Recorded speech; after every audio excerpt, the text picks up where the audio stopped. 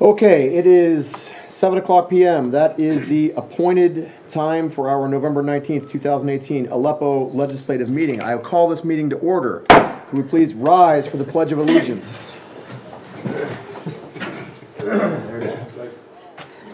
I pledge allegiance to the flag of the United States of America and to the republic for which it stands, one nation, under God, indivisible, with liberty and justice for all. Thank you. Could we have a roll call, please? President Dobler. Present. Vice President Jones. Present. Commissioner Williams. Present. Commissioner Darrow. Present. Commissioner DeFlaga. Present. Solicitor Stone. Here. Manager Patterson. Here. Excellent. Okay, before we get started tonight, let me remind everybody that's here that this meeting, like all Aleppo Township meetings, is being streamed live on the internet, and then it is automatically saved onto YouTube. So there are folks that may or may not be watching tonight. They may pop in without us knowing that they're there. They're watching live at home. And then immediately when we finish the meeting, it's recorded onto YouTube. It can be watched at any time by anybody anywhere in the world. So all that by way of saying be on your best behavior, because you can't take back anything that you say. Okay? All right. With that formality out of the way, I will entertain a motion to approve the November 12th, 2018 workshop meeting minutes. So moved. Second. There's a motion and a second. Is there any further discussion? All those in favor say aye. Aye. Any opposed say no. That motion carries. Thank you. Next, we have a report from J.R. Henry on the Quaker Valley Ambulance Authority. Thank you. Up to the podium, please. Yes. Yep. Right there, please. There's no remote here? Oh, you just tell me when you want to go. Okay, no I'll problem. advance it. I don't have a remote. No problem. Well, thank you very much. My name's J.R. Henry. As Matt said, I'm the Chief of Valley Ambulance Authority and also Quaker Valley Ambulance Authority. And so we've been traveling around to our 15 communities to try to remind you of the public safety services that we have and give you a little bit of information about Quaker Valley Ambulance and hopefully answer any questions that you may have. I was able to put together a handout for everybody and hopefully get that up on the screen too while Matt works on that. So I want to just begin by recognizing someone that's in the audience tonight that you may or may not know. But MC Nash, sitting in the back row here, is the longest serving member in our organization. She's served Quaker Valley Ambulance Authority since 1974. So special thanks to her for 44 years of service. So we really appreciate her input as a board member. And as I said, Quaker Valley was organized in 1974. And we have kind of a unique relationship with Valley Ambulance. So sometimes you see Quaker Valley ambulances, sometimes you see Valley ambulances in Aleppo, so you might wonder how that all works. Well, what happened was Valley Ambulance Authority actually was formed in 1972. And we have a very unique distinction of being the first intergovernmental cooperation ambulance service in the country. So back in 1972, the folks on the other side of the river were very instrumental in pulling together one ambulance service to serve 4 communities. And it became the first ambulance authority, actually, in the United States. So after they were very successful, the 11 municipalities of Quaker Valley decided to also form a municipal authority, being the second municipal authority in the United States for ambulance service. And back then, if you remember, there was very little intergovernmental cooperation. There was 130 police departments, many more ambulance services, and fire departments. So it was very, very unique back then. And so currently, Quaker Valley operates under an operating agreement with Valley. So what happens is, rather than duplicating all the services on both sides of the river, what Quaker Valley has done is entered into an agreement with Valley. So Valley supplies all the personnel and the facility. But Quaker Valley buys its own ambulances. So they have their own equipment, but the employees are shared and the rest of the equipment is shared. So rather than duplicating all that, it was kind of a very good way of not providing duplicate services. So that's how Valley and Quaker Valley work. So sometimes you may see a Valley ambulance, sometimes you may see a Quaker Valley. It's still all staffed with advanced life support personnel, and you will obviously get the same quality of care regardless of which ambulance service shows up. So our fleet that we have is Quaker Valley, we have 70 dedicated employees, if we can go to the next slide. We serve 14,000 people on the Quaker Valley side, and we have 70 dedicated employees around the clock. So at the peak, we have 6 ambulance crews scheduled during the day, and that drops down to 2 at nighttime, because obviously that's based on call volume. So our busiest call volume is during the daylight hours, and it drops down in the evening hours.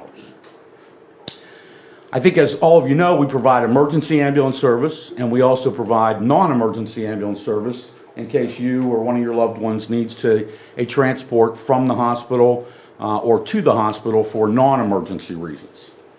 We also provide wheelchair van services for residents that need to go to and from doctor's offices, and they need some problem or have some problem with their mobility. So we offer those services also.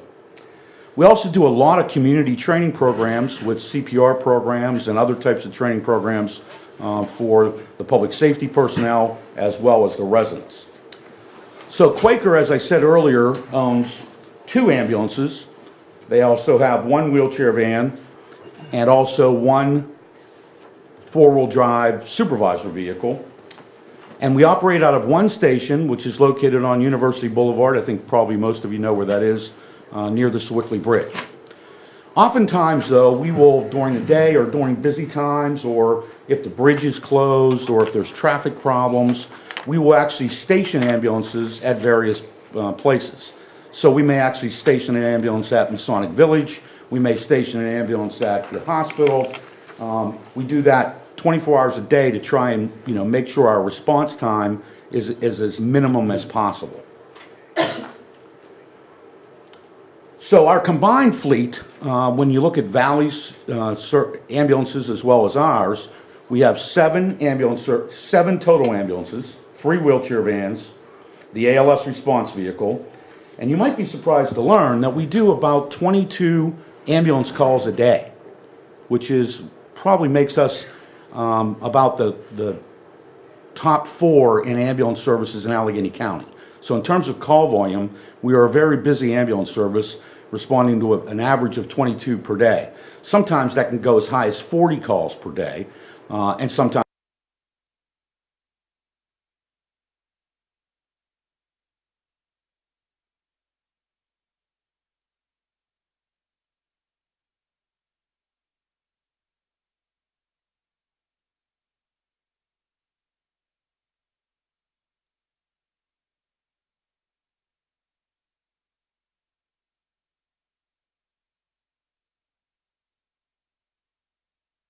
do about 3,975 wheelchair or 3,975 ambulance trips on the Valley side, and about 1,242 so far through September of 2018 on Quaker Valley side.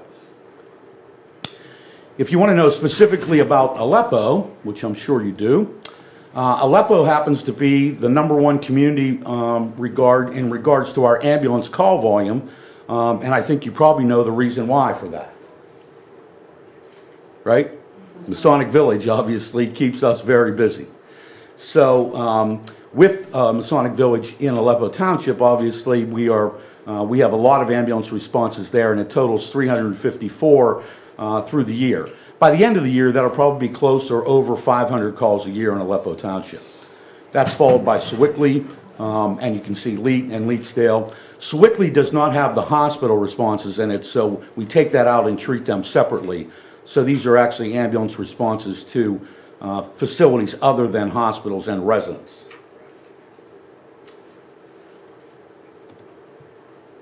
We have a very good relationship, I think, with the Ohio Township Police Department. We work together with their officers very closely, and we also have a very good relationship with the Aleppo Township Fire Department. We do a lot of joint training with them for rescue services and medical responses, and We all work hand in hand, I'm very proud to say, with working together with our public safety partners. We do, as I said, if you want to go to the next slide, Matt, we do a lot of joint training activities and those kind of things. And we work together with our partners at Ross Westview to provide CPR, AED training, and stop the bleed training to the police officers that can be very life-threatening or life-saving, obviously, in case we get into an active shooter situation for the police officers or our residents. And hopefully that'll never happen, but we certainly work hard to make sure that we're prepared. The other thing that we do with the fire department is, although we don't have a lot of major fires in Aleppo, if we do, we provide what's called firefighter rehab at major incidents. So we actually bring in ambulance folks and crews to actually work with the firefighters to make sure that they're not going to become heat exhausted or have any injuries. So we actually evaluate them at the scene of the fire. We may bring a Port Authority bus in the wintertime or in the summertime to try to cool them or heat them as necessary. So we do a lot of training, again, together with the fire department to make sure that everybody's safe. So in terms of our services, you might wonder how do we afford to do all that? And I think most of you know that we're fortunate on the Quaker Valley side to have a per capita funding formula where our board of directors sets our budget, and this year our budget is about $1 million for Quaker Valley. So this year's assessment is $9 per person. So we ask through your municipal taxing ability to actually add that on to your budget, and for all 11 municipalities that generates about $126,000 worth of subsidy for us. So just to review the numbers without getting into all the details, you can see literally about 10% of our budget comes from the tax funding. But where does the other 90% come from? And that's something that, again, we're pretty proud of, where we actually have to raise that money either through billing for ambulance services or through grants, donations, or through the wheelchair van service. So that sort of pie graph up there shows you where our revenue comes from. When you go back to, when you look at the next slide, where do we spend our money? Obviously, the majority of our budget is actually going back to Valley Ambulance Authority because that's where the major costs are. To have trained personnel available 24 hours a day, 7 days a week, you know, obviously that's not cheap. And although we try to control our costs, about $938,000 of the budget actually goes back to Valley to pay for the personnel. We keep all the other expenses relatively low, and you can see them there, the fund drive. We have a comprehensive audit done each year, our depreciation expense, and some other banking and other collection fees. It's becoming more and more difficult, and I'm sure you may have heard this from other public safety entities, it's becoming much more difficult for us to balance our budget every year because of healthcare reform. What's happening is our expenses keep going up, and what happens is our revenue keeps going down. So it's been very frustrating for a lot of us in healthcare. And if you can just look at that slide or your handout, over the last 10 years, we used to collect 62% of what we billed and wrote off the other 38%. Now that's actually fallen to we only collect about 40 cents on a dollar through insurance companies. So it's becoming more and more difficult because of co-payments and deductibles and all the changes in healthcare that you've all experienced. From a provider perspective, the ambulance service is getting less and less money every time we transport somebody. So, and people that don't have insurance. So it becomes very, very, very frustrating. So I know I went through that very quickly, but I'm here to tell you that we are a very dedicated group of individuals that really tries to provide the highest quality of EMS care to your residents 24 hours a day, 7 days a week. We will continue to do that by working together with you and the other municipalities. And we certainly would like to address any questions or because I know I went very quickly, didn't want to take up any time at your meeting, but if anybody has any questions, I'll be happy to answer them. Is the reimbursement rate from the insurance companies negotiated, or they just arbitrarily tell you what they're gonna pay? Yeah, unfortunately, it's pretty much straightforward. For example, on a $1,000 claim, if you're on Medicare, we get about $400. But the good thing that I failed to mention is for your residents, it's always good to review this, that because of the $9 per capita that we received from the tax money, we choose not to bill any resident for any copayment, for any coinsurance, or for any deductible. So residents literally, we actually track the amount of money that we write off for Quaker Valley residents. And last year, it was around $100,000 that we did not bill residents out of their pocket. Now, we do bill for some types of ambulance services, for example, non-emergency work, and we also bill for the wheelchair vans. So it's not a free service, but as far as the emergency ambulance work goes, we're sort of at the government's mercy on what they're going to reimburse. So as you can see, about on a $1,000 bill, we write off about $600 if it's a Medicare patient. Thank you. Can you explain the 6242 collection? Sure. On average, we bill about $1,000 per ambulance call.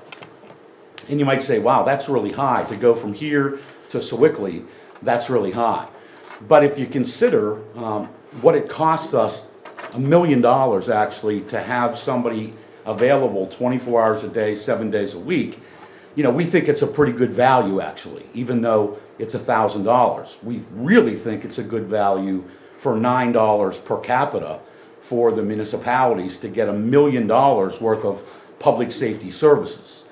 But what happens is we rely very heavily on billing insurance companies and government programs. So what's been happening is, you know, 10 years ago, most people did not have a deductible. I think if we all think about our own personal health care insurance, you didn't have a $1,000 deductible or a $5,000 deductible. There was no such thing as copays. But what's been happening is every year they've gone up. So for example, now, most commercial insurance companies like UPMC or Highmark, the ambulance copay is $350 per trip. So if we bill them $1,000, they may give us several hundred, but they're going to make the patient pay $350. But in Quaker Valley residents, folks, we write off that $350 and we get nothing for that. So we hope that we're going to be able to continue that in the future. But I have to tell you, probably in several years, if it continues to go this way, we're going to have to go back and look at that policy. On the other side of the river, for Valley ambulance folks, we run a subscription program. It's a voluntary program. And if you pay your subscription fee, we charge those residents 50% of their copay. So it's still a good deal because they get a 50% discount on deductibles and coinsurances, but they pay 50%. But right now, we've been able to maintain the budget here on the Quaker Valley side that your residents don't have to pay anything. So we think that's a pretty good deal. So these are not bad debts. No, it is actually what's called a lot of times contractual allowance. Okay. And there's also bad debt in there because obviously we do have some people that if they take a wheelchair van trip, or if they're a non-Quaker Valley residents, let's say there's an accident on 79 and we're transporting somebody that's outside of the Quaker Valley area, if we bill them and they choose not to pay, then there is bad debt. But the majority of that number there is actually what we call contractual allowance, where the insurance companies just won't pay. Mm-hmm.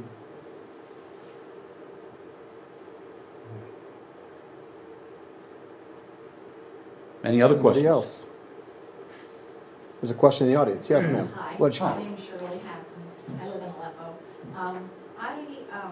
Does Valley Ambulance Authority serve other communities besides the ones that Quaker Valley Ambulance Authority serves? Yes, we currently serve Moon Township, Coriolis Grove, Crescent Township, and Nebwat.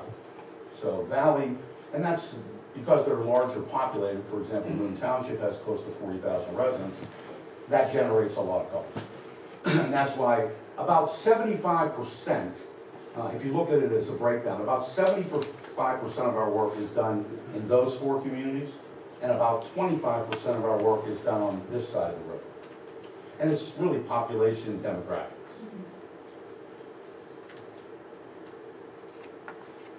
Okay, anybody else? All right, Well, Thank thank you. you very much. thank you for coming in. Thank you very Appreciate much. your time. No problem. Thank you again.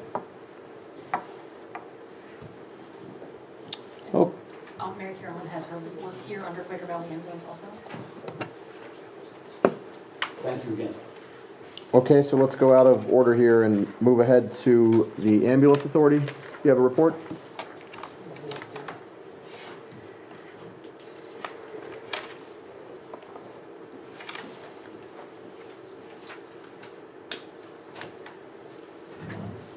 Good evening, everyone. As you know, that Valley has been transitioning.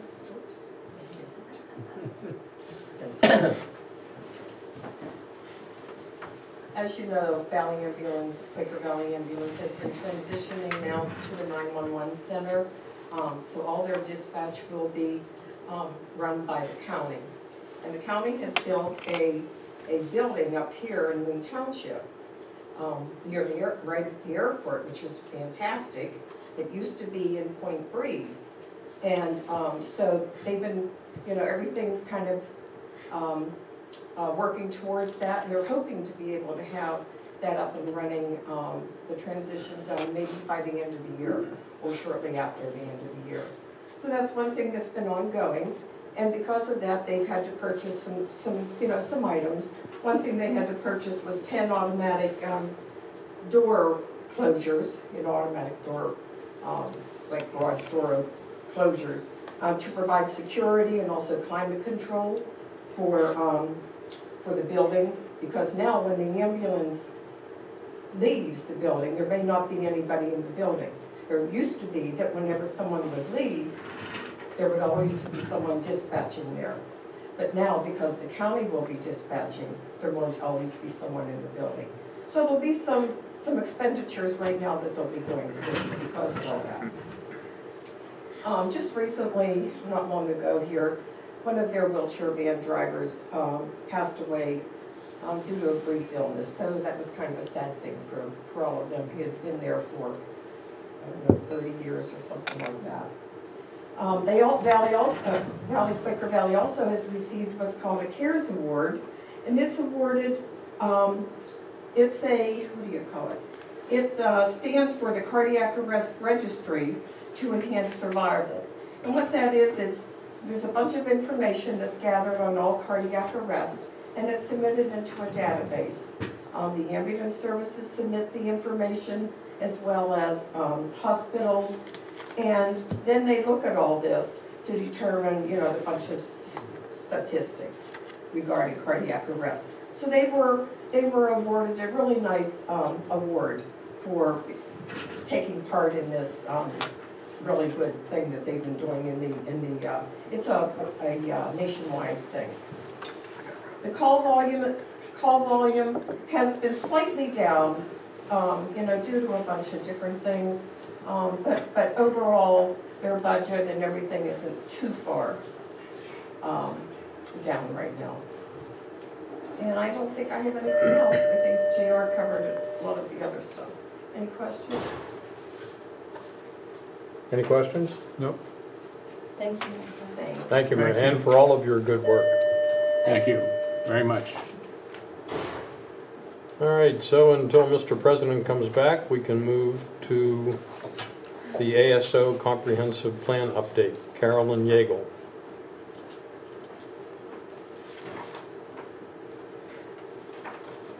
Thank you for having me this evening. Earlier this month, on the 7th of November, I was able to join with the Planning Commission members regarding their discussion on the comprehensive plan. And it is in our work in the next few weeks that we're going to be working with the committee on the overall draft of the plan, and then going back to Planning Commission so that they can review it and ultimately coming to you. What we would like to do is take just a few minutes this evening. I'd like to give you some highlights as it relates to the main recommendations that are emerging out of the discussions. And these are in a handout that were something I shared with Gwen, I believe you may have in your packets. From the perspective of land use and housing, the series of recommendations that are emerging for Aleppo within this comprehensive plan are actually ones where we are trying to think about the balance of land uses as well as what other types of considerations within the zoning ordinance and the subdivision and land development ordinance should be. There have been a number of the recommendations that from the last comprehensive plan, and you did an overhaul to the zoning ordinance. And one of the things I think that we've had the opportunity to talk about as part of the comprehensive plan in this time and the Planning Commission's desire is actually thinking about some analysis as it relates to ways in which either some district recommendation, or excuse me, district criteria could be revised, or if it would be both mapping and text. So the work that would come out of the comprehensive plan first would be in doing this analysis associated with some of the single family versus multifamily discussions. You all do share your uses with the two other municipalities, so from that perspective, that would also be part of the analysis. It would, if things were to change in coming months as part of any zoning ordinance work, it would not, it would not be one where there would be any sort of exclusionary type of change. It's a matter of, again, you're looking at what types of land uses you all would like to have in what districts as it relates to some of the residential. That's what Planning Commission is bringing forward. There also then, along with that, would possibly be some definition changes and or dimensional standards. Then that also goes into some of the considerations for future types of housing.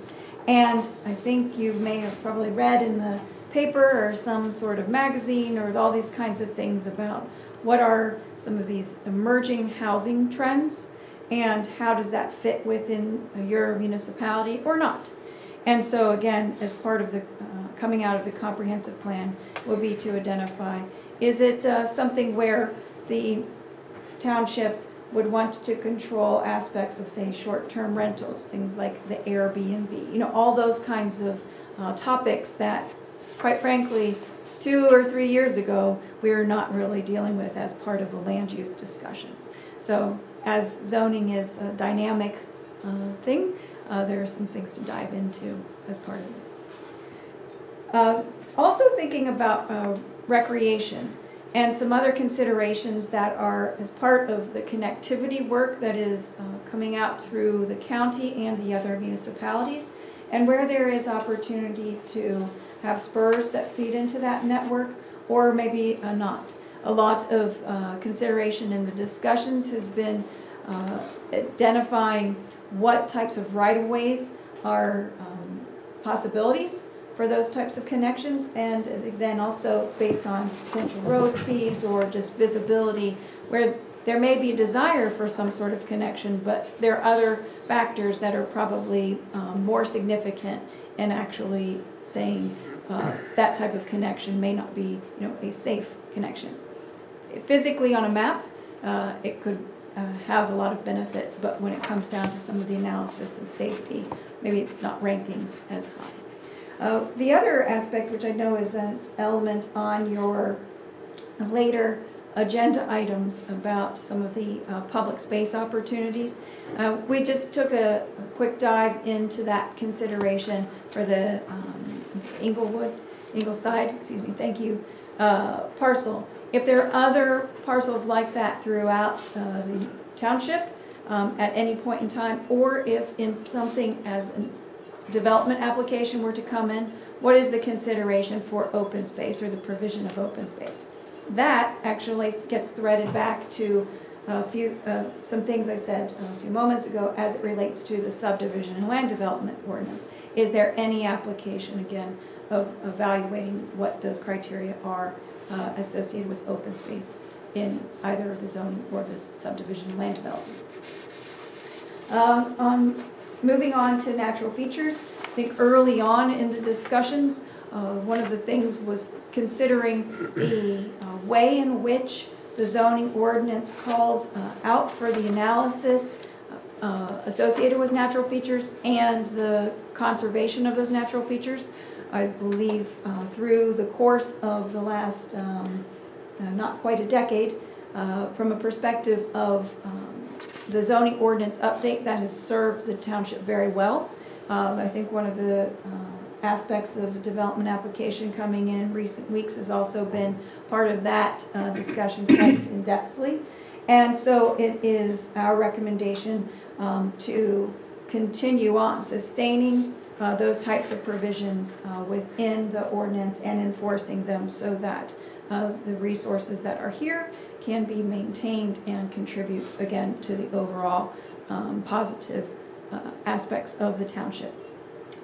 And then moving into sort of transportation and infrastructure, there are some discussions that we've had about the potential expansion or just having the service in areas where you are doing the work and continuing on to that so that you can have areas remedied as well as adequate service provided to residents.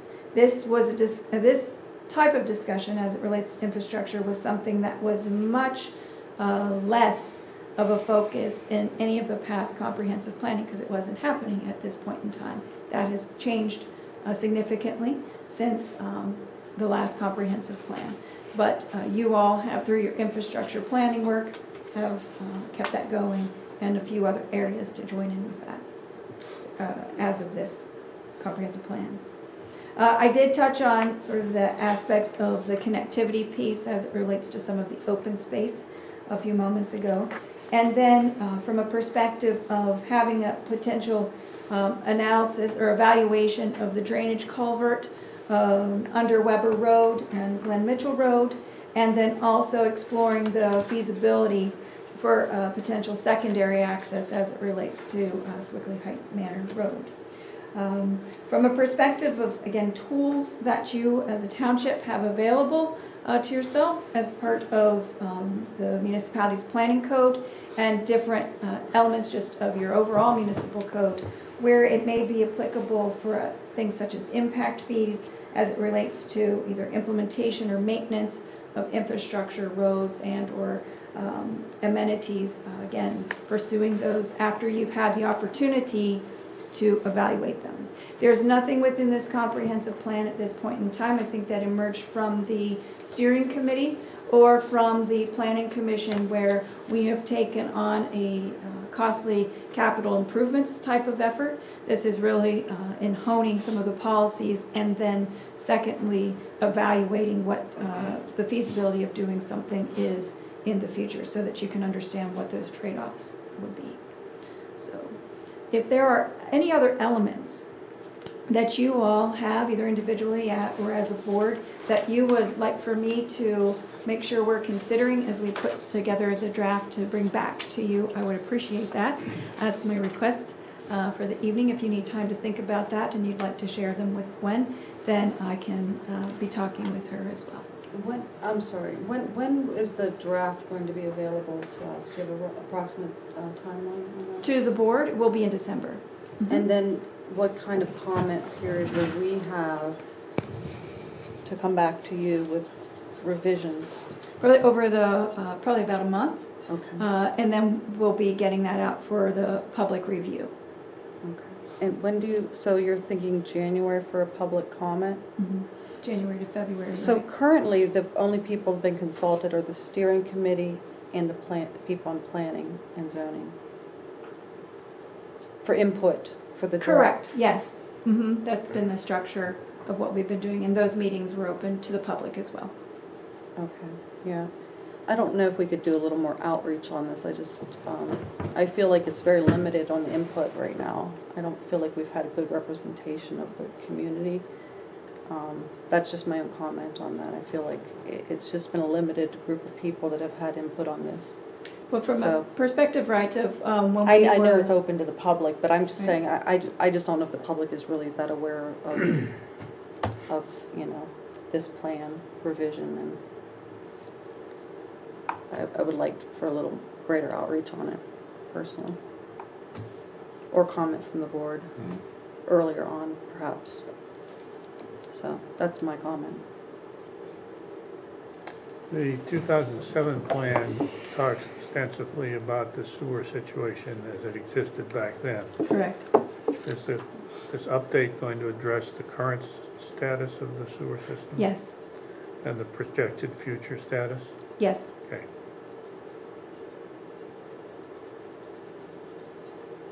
So tell me, I mean, let's think about outreach, public outreach. What kind of things in particular do you think? Let's start with the date. Tell me again the date of the draft. It will be back in front of you as a board in December. And will that be a public document? Yes. And the comment period is how long? Well, we were anticipating if we could work with you as a board just over the course of that month, that we would have, if there are anything stemming from this evening in terms of general topics or getting into the details of things. There is a 45-day public review period that we'll be getting into over the course of the winter time, following coordination with you. Okay. From a perspective of the scope of work and what we were identifying with the ASO committee, there were different alternatives to do public events like the farmers market and things like that.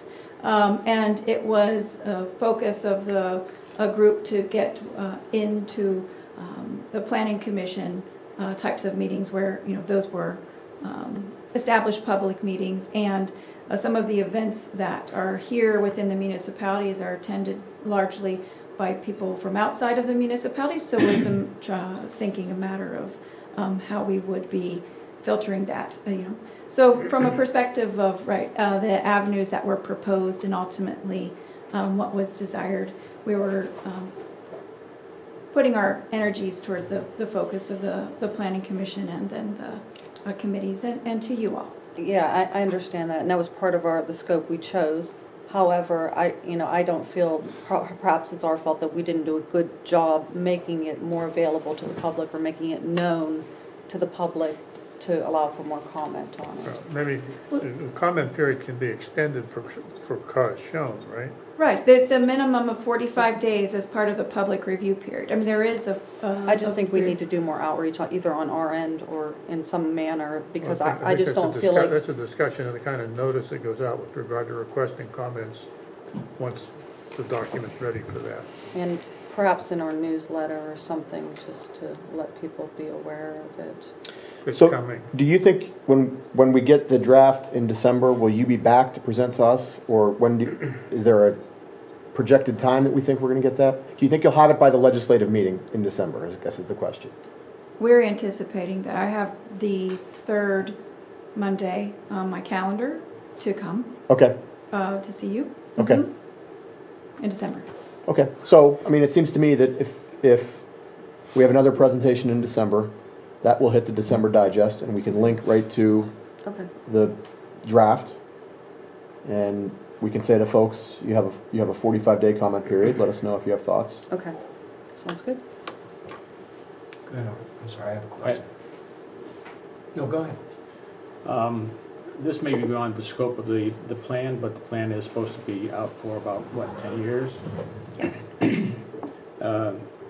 Is there any action or activity in looking at how the new high school is going to have an impact, either transportation-wise, geographically, or roads, that we should look at, even if it's long range?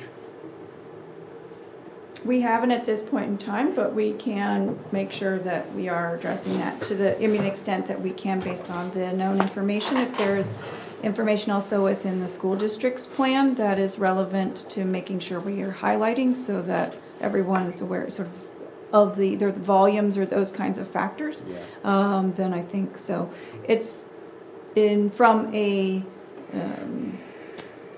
enrollment standpoint, either their projections or the ones that we had prepared back in 2007 or so as part of that build-out analysis, which was done. Again, we can take a look to see if their numbers and what was projected back then are on parallel, or if there is some deviation from it that would, I think be it would worth be, I think it would be highlighting. worthwhile, Thank you. doing that kind of look-see, so to speak, because the school is going to impact a large area, and both financially and otherwise. And I'd hate to have the nice plan worked up and then the white elephant show up. This is exactly why I'm here this evening. Thank you. That's important. Matt, I have a question. So help me figure out procedurally where we are. We're talking about an amendment to the joint comprehensive plan, or we're talking about an amendment to the zoning? It is an amendment to it's an update of the comprehensive plan. Within it, there are some recommendations associated with evaluating potential zoning ordinance changes. But that would be separate. That is correct. If the plan, I will say, from my visit with the Planning Commission earlier this month, there are multiple considerations that are on the Planning Commission's mind, meaning different directions that some of those amendments could take. Again, I'm highlighting that the recommendation is evaluating the potential avenues that those amendments could take. If the Planning Commission at any point in time between now and a date down the road wanted to have additional discussions about some of the detail of that, they're more than welcome to do so.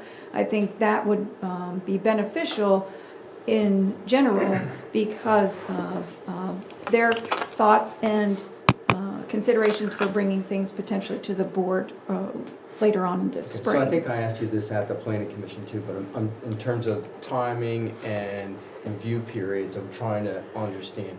So we're not, at this point, we're not touching the zoning ordinance. I am at this time, and I'm not involved in any detailed discussions. This is an update, if you will, of the comprehensive plan.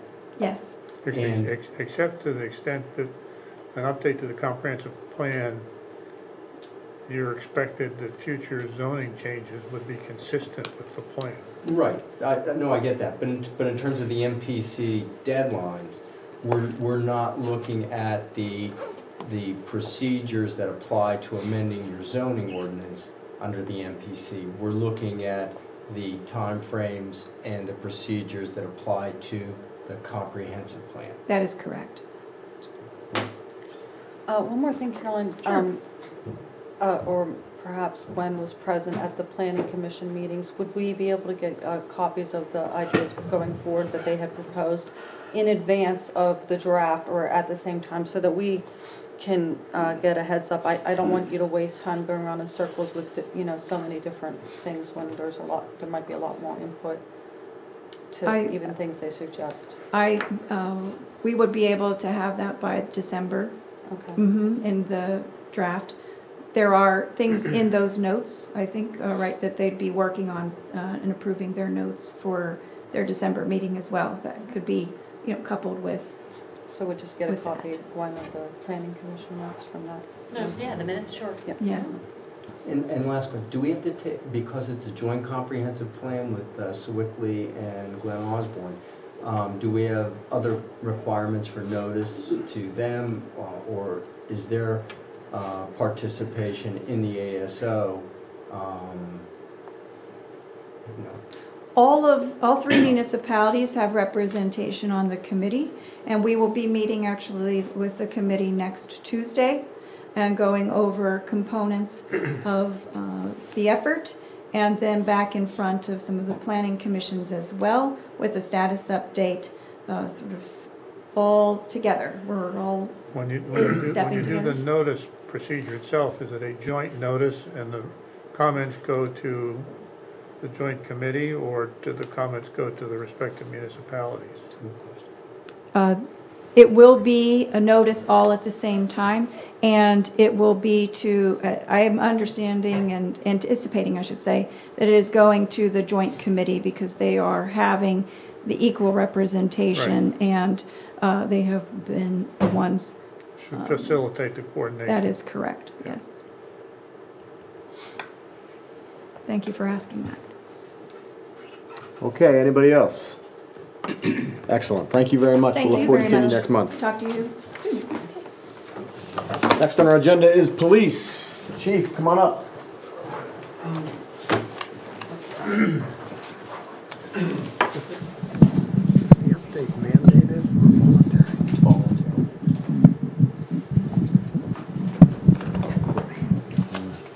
Good evening, everyone. So with the police blotter currently on Aleppo Township's website, I think that surmises pretty much everything that you could see in detail.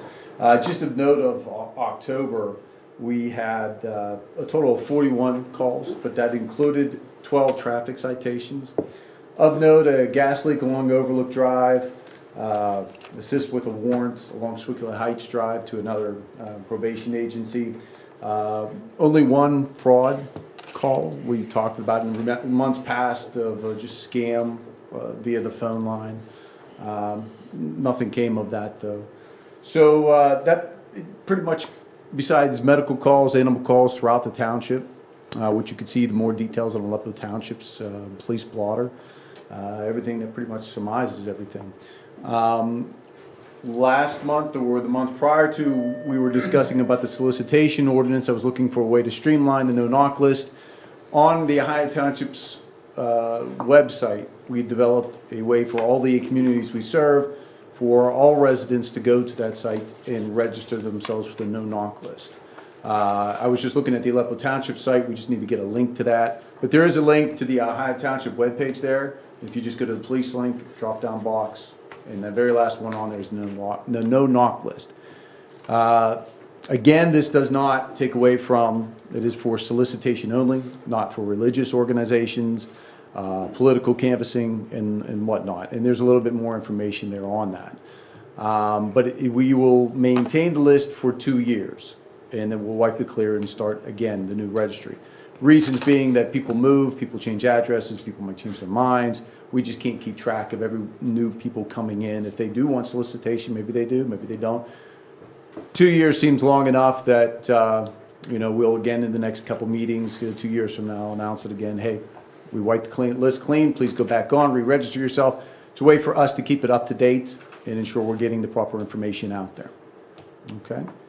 Does anybody have any questions or issues for me?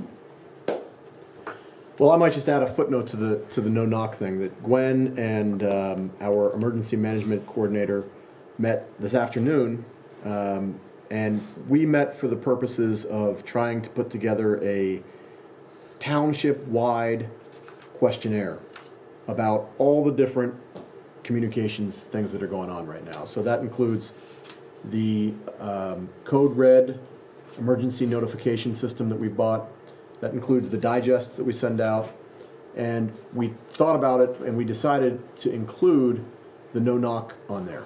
So what that'll do is it'll just give us our own list, and then we can just forward that to you and you can add it to the list if that works.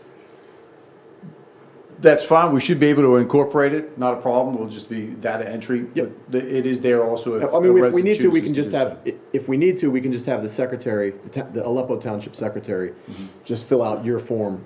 Either or, sir. on We'll behalf- make it work. Not a Good. problem. We'll make it work. Good. Definitely. So that'll, I'm a little hesitant to change the website and try to get people to see, and I understand. We'll make it work. Exactly. It's all, If you get it's us the all in a list, state we'll of enter it, transition or- for us, for sure. Sure. If you give us a list, we'll enter it, or if somebody wants to go to the site, or you enter it, either or, doesn't matter. No issue. We'll get it done. Is your site, is it like one of those autofill ones where you type it in yourself, or is it like? Yes. Oh, okay, it's not like a It's hard copy. a Google Doc. And Okay. you click on click on the jurisdiction you live in, address, name, and it uploads into a spreadsheet for art, and that we can just click. So Depending on where let's this just get list here. is. Let's just get here. So we go to police. We go to the Aleppo Township website, right? We go to police. We go to the Ohio Township Police Department's site.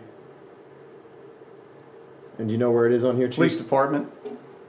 It's about the Yeah. fifth one down there, Okay. all the way down to the bottom. There is There do you go. not There it is. knock. Police Department. Do No not knock knock. registration. Do not knock registration. And it gives some general information about, you know, the laws and the guidelines, what it is supposed to do. And then you go here. Again, furtherance of the guidelines and what it is supposed to do. Perfect. So that would skip a step in data entry for them. They Yeah. just Well, it would. Yeah, But again, the goal for us to have our own is list. to have one big form that you fill out and it hits everything. So the step in data entry will fall on Kim's shoulders. She'll fill out this form based on. So, oh, you make the Kim, okay. We're more than happy to assist Kim, whatever we can do for you there. All right? Undervote and I was trying to overvote reduce form. the labor. That's right. I understand that. Whatever we can do there. Okay, great. Thanks, Chief. Yep, no problem. Have a great night. Thank too. you. Happy Thanksgiving. Okay, fire. So what you have here is this is from Act 172, which is the volunteer tax credit program that was adopted at the end of last year, and this is the first year of granting this tax credit to certain volunteers. And our ordinance reads that any volunteer who lives in Aleppo Township who serves on either a volunteer fire company or an emergency medical group is eligible for 2 tax credits in Aleppo Township. The first one is a 20% savings or a refund of 20% of their Aleppo Township real estate taxes paid. Unfortunately, it doesn't touch the county or school district taxes, but it's the Aleppo Township taxes paid. And the second one is an earned income tax credit of taxes paid up to $300 per year. So what you have is, and the eligible people on the fire company, that's all we have are fire company volunteers that have submitted their forms, have to meet the minimum participation requirements in the bylaws of the Aleppo Township Volunteer Fire Company. So our ordinance and resolution adopted their rules as the requirements for being eligible. And so then they have to go and certify, they check their man hours and their roster lists and everything, and they certify the people that met, the volunteers that met the requirements to be eligible for these tax credits. So what you have is the list for this year of Aleppo residents who have met the requirements for either one or both of the tax credits. So the exact dollar amount won't be known to us. I could never calculate the earned income tax credit exactly, but we could just assume it would be $300 per person. If you paid less, you won't pay up to what you paid. You don't get it back. And then with the real estate tax, we can estimate based on current property values. So we have a couple people who are eligible for both, and then we have a couple people who are eligible for one or the other. So the total cost of the township is going to be well under $10,000. But this is the approved list, or this is the list that was certified by the fire company. So what happens is the board then approves the list, and then I take this list and fill out forms at both the earned income tax collector and help the real estate tax collection set up. So everybody pays it in advance, and then they apply for credits from those 2 agencies. So we're working out the kinks on the forms, but we're getting there. So for purposes of the motion, can I refer to this form as dated November 16, 2018? Yes. I move that we approve the Act 172 Volunteer Tax Credit Program roster list of eligible resident Aleppo Township Volunteer Fire Company volunteers as shown on the listing that are part of the minutes dated November 16, 2018. Second. Okay, so there is a motion and a second. And the motion is to approve the Act 172 Volunteer Tax Credit Program roster list of eligible resident Aleppo Township Volunteer Fire Company volunteers as shown on the listing dated November 16th, 2018. Is there any further discussion? Is the deadline passed? Yeah, well, once, yes. All right, any other discussion? All right, all those in favor say aye. Aye. Aye. Any opposed say no. That motion carries. Thank you.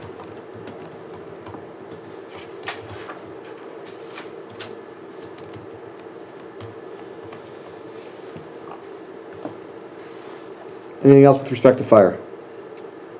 No.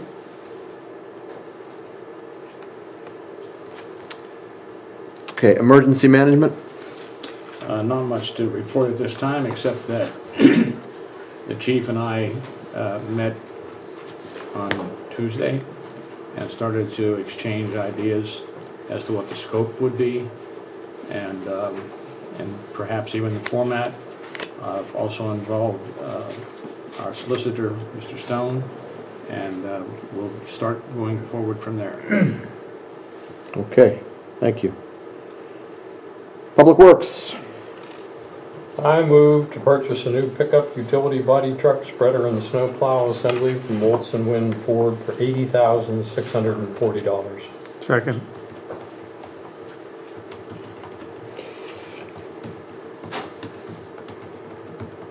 All right, I'm not going to write this all here. We'll get this later.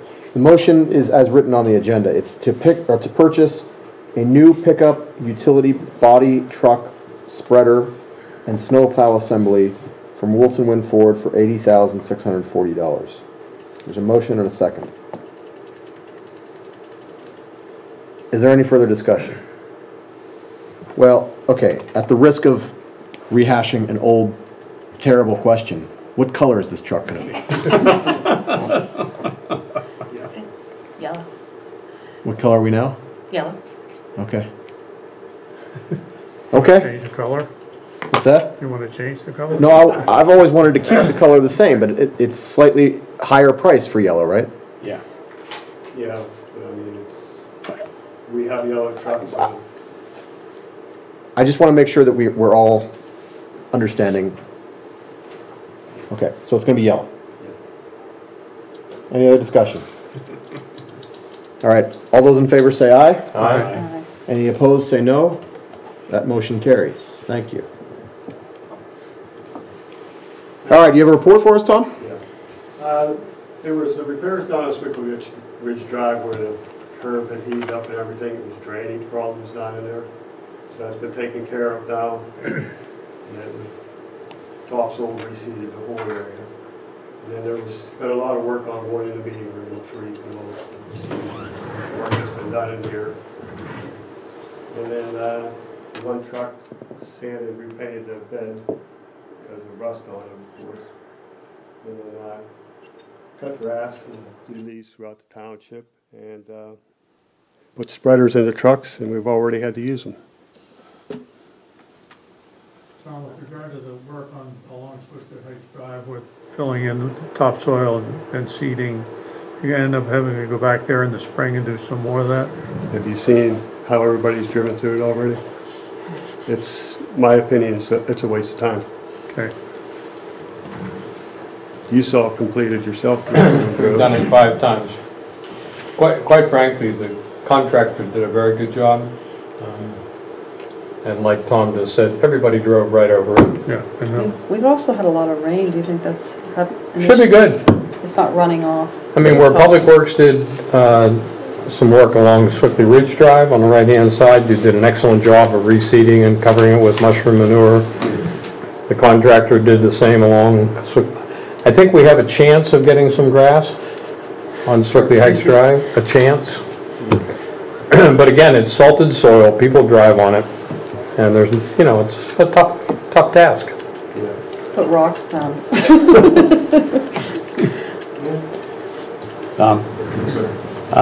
Streets Run Road has a fairly serious drainage problem. Which road is that? Streets Run, now known as Merriman, extension of Merriman, School Street? School Street.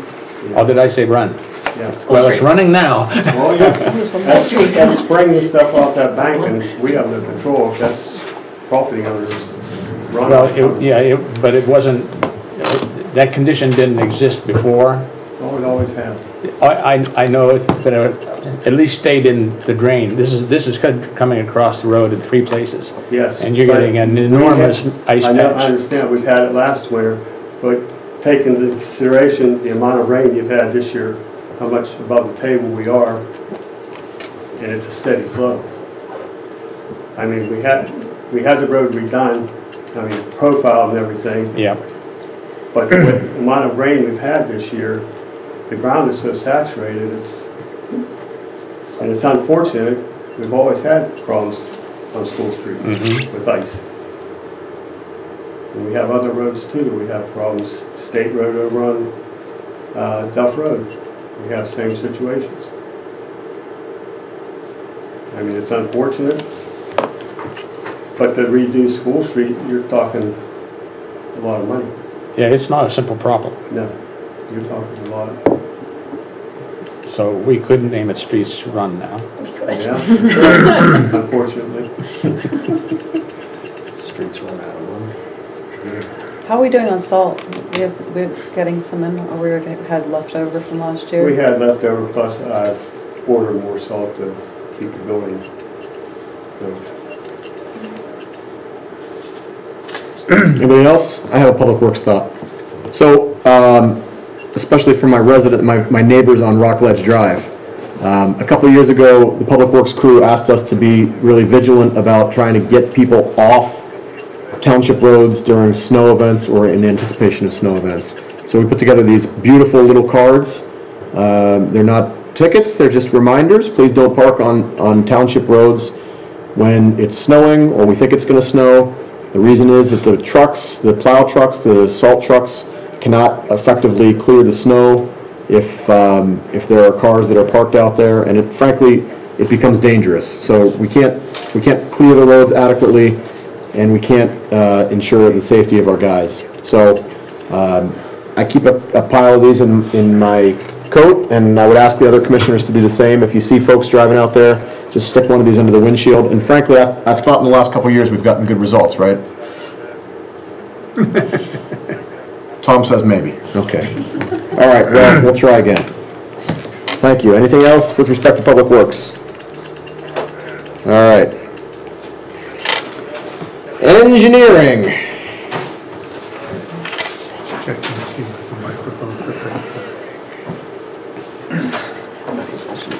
All right, a couple things with engineering on the agenda. First one would be the approval of the county's Act 167 stormwater ordinance. The county has been working about 3 years now to pull together this ordinance. It will replace your current stormwater ordinance that's in your subdivision land development, make it a separate standalone ordinance. What the difference is, it's trying to make everybody's ordinances more uniform to match other regulations. Some communities in Allegheny County have stormwater ordinance that say a little more than make water run away from the building, so you're bringing those guys way up.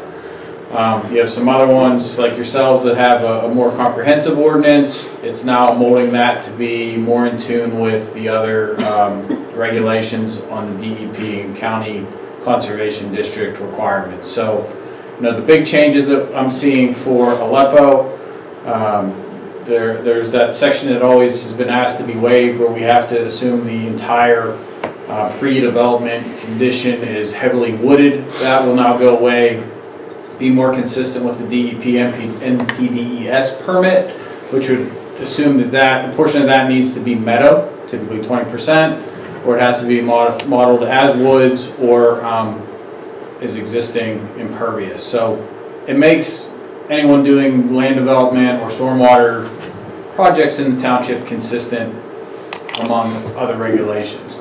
The other thing that we did add in addition to the county's model ordinance that they developed is a set of design standards. So as development were to come in, we are saying how things need to be constructed. If you're building a basin, what's that basin need to be constructed? What's the berm width? How do you design your conveyance system?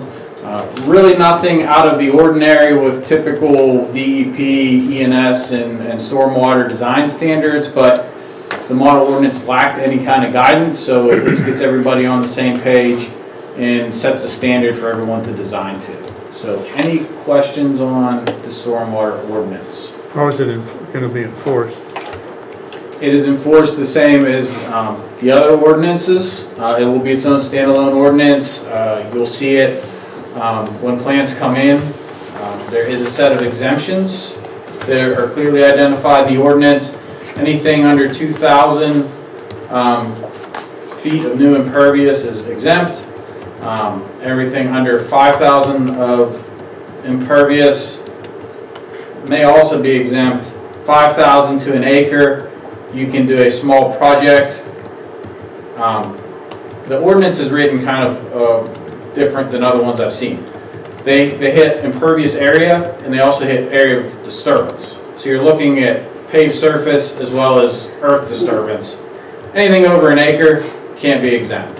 If you're between that under 5,000 square feet of impervious and under an acre, you can do the small projects. There's a part in the ordinance where you basically document what you need to do. I believe it's under the 2,000 it is waived, but anything over an acre of disturbed earth, you are required to do it. Other exemptions for single family, gardens, if a structure is damaged in a fire, you don't have to go through the full ordinance. Vertical construction was waived. There's a couple different waivers, but the big ones, single family, gardens, farming activities, are all. The approval for that done by the planning commission? It would be, if it comes to land development, it would be typical of everything else we see. If it is strictly a stormwater project, it would be a letter by the township engineer. Thanks. Any other questions on the stormwater? No. Would you like me to move? Yeah, sure. I move to adopt the stormwater management ordinance. Second. Okay, there's a motion and a second. Is there any further discussion? Hearing none, we'll move to a vote. All those in favor say aye. Aye. Any opposed say no. That motion carries. Thank you. Okay, the next two items appear to be related to the paving project on Swickley Heights Drive, if I understand those correctly. Could we go 3 and then 2, please? Sure. So the contractor has submitted his first pay request in the amount of $404,436.94 for the items that have been installed. There is still a retainage of about $19,000 and change, which is more than what is still being held on the punch list. I know the contractor has been out to try to address some of the punch list items with the weather, seating being the most probably successful one. I guess the comment was made earlier that we think we'll get grass to grow. We're going to hold that amount until we get grass to grow. We have not paid them for seeding yet. So that is still a retainage item. There were some other items on the punch list, some questionable, the catch basin tops got bumped during construction or off tilt. We are working with them to get those corrected, but with the weather we're having, it's just not conducive to do any work. So we're kind of monitoring that. We'll hold it open as long as we need to hold it open. They've also gone out and installed a couple curbs to prevent water from going down the driveways. I have not been out to see them personally yet. I've had an inspector go out and take a look at them. I'd like to talk with them a little bit. For those that live in the area, are you hearing anything? I think they've only been in for a couple days. My understanding is they're directing the water, but I don't know about the ride quality yet. So we're still holding that as well until we work through that item. One other question that came up, some drainage being directed from inlets. I think those curbs address those. Is there anything else that you guys are hearing that I'm missing on the punch list? I know Bob Merriman's complained about the drainage issue and the seeding issues. Right. And that's it? Which Do you know which drainage issue? No. Okay, I think we have one. Which sections were the drainage issues being reported? They were at the driveways.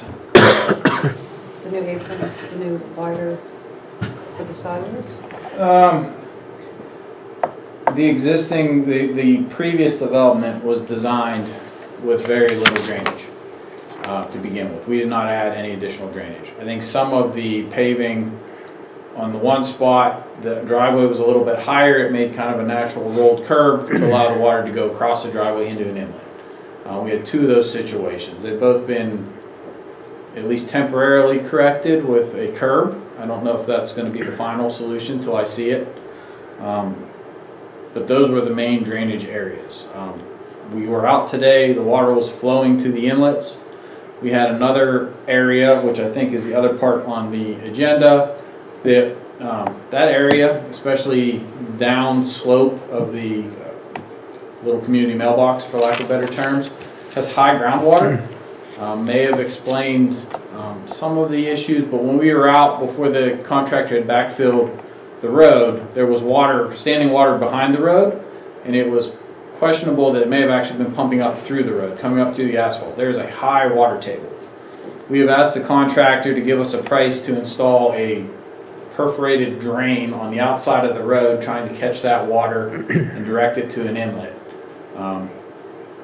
Is that where the island was removed, that really small island? Is that No. It's up by the library. No, it's coming down that in. high up there, okay. Yes, it's on the high, one of the highest part, almost the highest spot in the whole development. There's a spring or something going on there. Okay. Gwen and or Ben, have you heard anything official from Swickley Heights Manor at all? Recently? Like in the form of a letter or a formal? Even complaint? calls. Bob was included in the finalization of the punch list. Have we heard anything? Not to me, no. I haven't Okay. heard anything. So, you know, it's a year of high water. That situation may take care of itself if it would ever stop raining. My concern, you know, the change order to try to put that trench drain in is about $15,000. 15 or 50? 15. With this weather, time of year, it's going to be a mess. It would require cutting the pavement. I don't know if it's worth it at this point. It might be a, let's see what happens once it stops raining. But the concern, if water is coming up through the pavement and it would cause a freeze thaw condition, does that cause a pavement failure? That's our concern. So I think the punch list is in place. Those things that have not been done, the money is being withheld. We have one request for $15,000 to improve via French drain. The one- I don't know if a request. We asked a price and they've given us a price. So it's really up to the township whether or not they want to proceed at this point or not. And we Given had- To have spent that amount of money for 15,000, I don't know. I think Well, it's not we worth it. had previously approved a $27,000 addition to the contract for the fabric, which is fine. Ben and I were talking. Wasn't that fabric supposed to prevent the water from coming up through the asphalt? No, it wasn't it's a porous material. It was there to help spread the load across the dirt if we would have found a suspect subgrade, which we did. So there's also another change of about 11,000 for an area that, same general area, when they had opened and took the pavement off, it was wet and soggy and a mess. Given the situation, we tried to over excavate down the middle of the road to make that deeper and fill it with stone to act as kind of a natural French drain, keep the water out of the travel wheel path, get it in the middle of the road where there's no weight on it, and use the natural grade to get it down to a cross pipe down towards the intersection, small parking area there. Really all we could do with the materials on hand, the contractor was having a hard time getting stone, the traffic, everyone was aware of the traffic issues. It was kind of a you know, do the best we could with what we had to try to stay within budget. Our hope is that helps with some of the water drainage, but may not have been the most ideal choice if we'd have known what was going on there originally. So the reason I asked for 3 before 2 is that if we were to approve the new drain, the $15,000, plus the things that we have approved in the past, we would be about 15% over budget. Without the drainage, we're 12%, 10% over budget, which isn't too bad, because you can't really tell until you dig things up. Right. But I wanted people to be aware of the fact that we are potentially 15% over budget. But the 12% that we're over budget is just because of what we approved before with the mesh? Fabric, the 11,000 that we've discovered once we dug, it does not include the discovery of this high water table up by the library, which we haven't approved. So we're already in for 430, 440. 437, 281.68. Yep. Is the drain the best option that, as far as you see, I mean, the French drain is there? If we could have went back in time and known what was there before they had opened it up, we probably would have run 2 French drains about the curb location with pipe down to that inlet.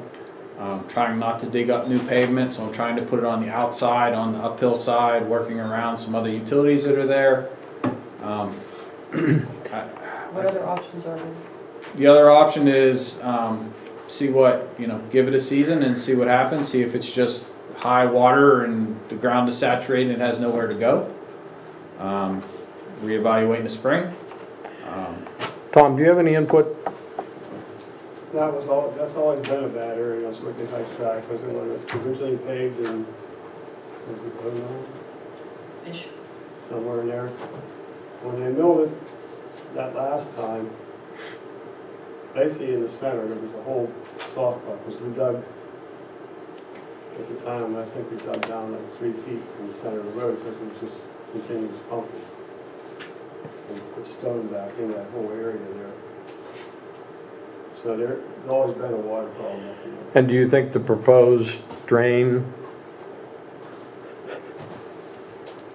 I Okay. don't know. Ben, do we have to make a decision on the drain tonight? No, I think with this weather and what's going on, you're We're not gonna get do it this anybody year out anyways. there. No.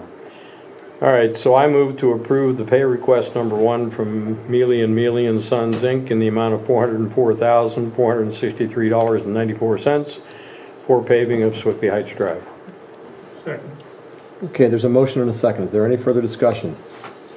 All right, so right now, we're only voting to approve pay number 1 from Mealy and Sons in the amount of $404,436.94 for the paving of Swiftly Heights Drive. All those in favor say aye. Aye. Any opposed say no. That motion carries. Thank you. Any other questions? I think we'll get to the other 2 items later in the meeting. I just think, a recommendation is that, someone monitor that area for future, go out there periodically when it rains in the spring or whenever and keep an eye on it and keep everyone apprised of. Yeah, I don't see that being an issue. I know the township will be there all winter driving it for sure, so if an issue arises, they'll be the first to see it. And Okay. all right. Anything else? Thank you. That's it. Thank you. All right, communications. Oh boy, I caught myself off guard. I definitely have emails to read.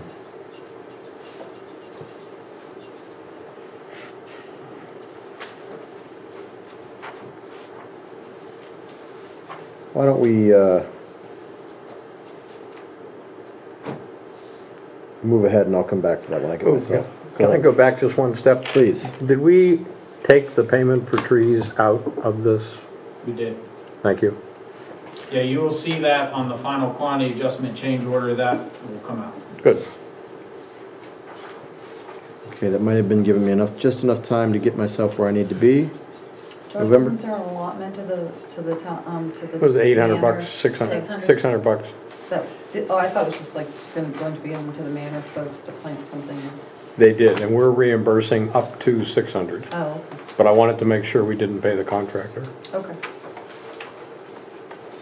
Okay, back to communications. I have, like I said, several emails to read. The first is from Julia Tebbets. Dear Aleppo Township Commissioners, a perspective was shared at the 10/15/18 Aleppo Township Commissioners meeting that the Weber Road neighborhood could be improved by the construction of high-end patio homes on a long, undeveloped land. A contrast was made between the prospect of quick construction of such buildings and the slower process of exterior renovations by current middle to lower income residents. As a current resident of Weber Road and a part owner of a second property in the neighborhood, I would like to submit an alternate perspective about what improves a neighborhood. Beyond the appearance and market value of the homes themselves, the values of the people who live in them make a neighborhood a desirable place to live. A neighborhood is improved by 1. Residents who speak and act with respect and empathy towards their neighbor, encouraging a sense of belonging to the community, regardless of cultural, socioeconomic, ethnic, and other differences. 2.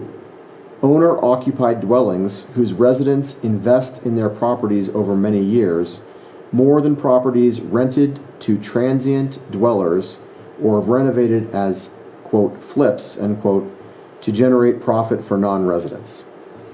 3.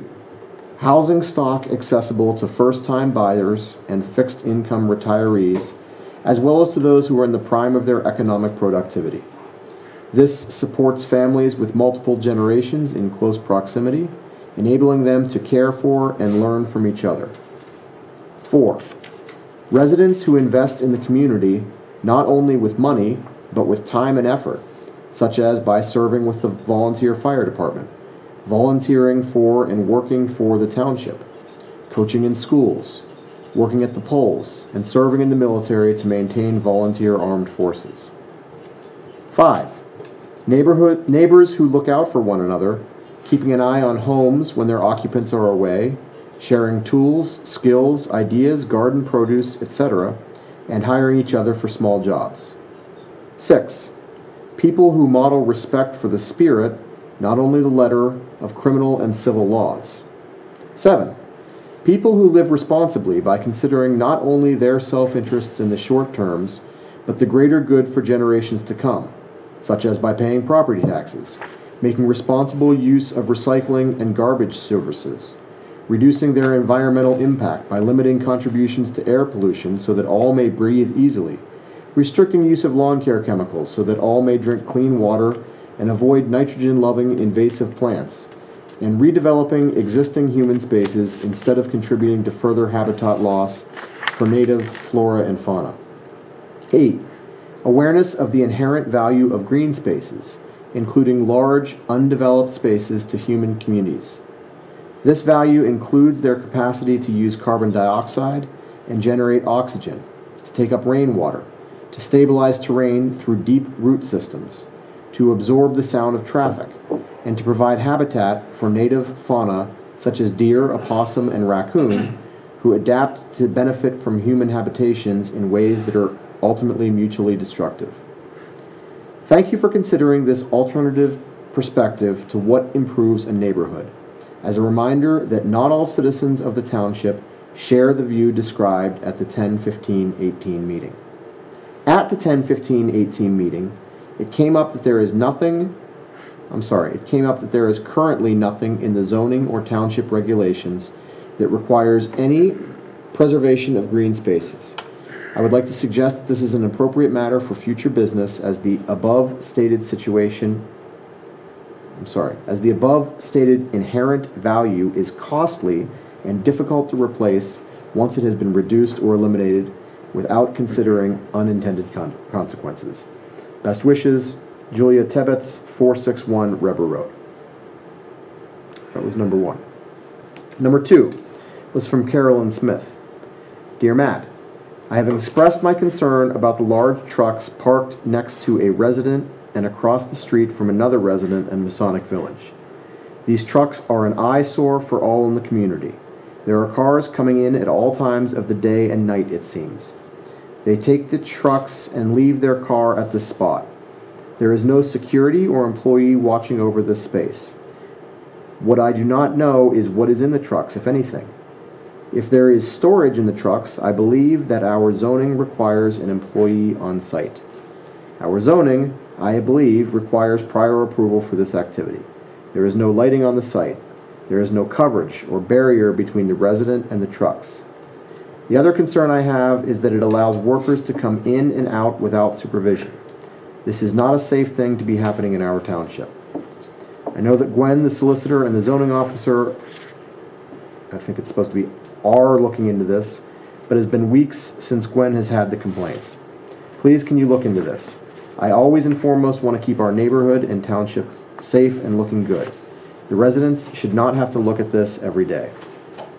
I would have been at the commissioner meeting, but I had other meetings. Thank you, Matt. Carolyn Smith. Next is from Don Black. Hi, Matt. At the risk of writing one of those boring emails, I do have some comments regarding the October 15th, 2018 legislative meeting.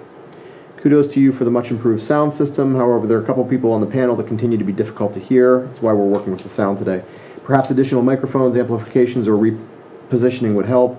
I'm sure other hearing impaired citizens would appreciate the effort. I'm going to skip more about the technical stuff. Love the idea about a green space between Weber and Ingleside. Great use of the available space. I realize it's a small lot, but could consideration be given for a children's play area?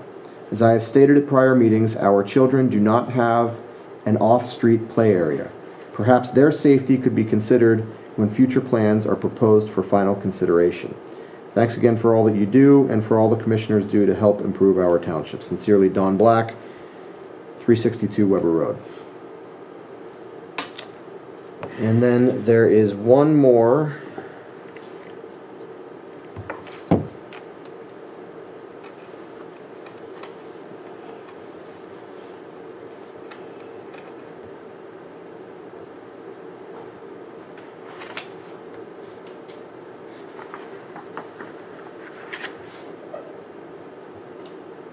That I'll have to come back to.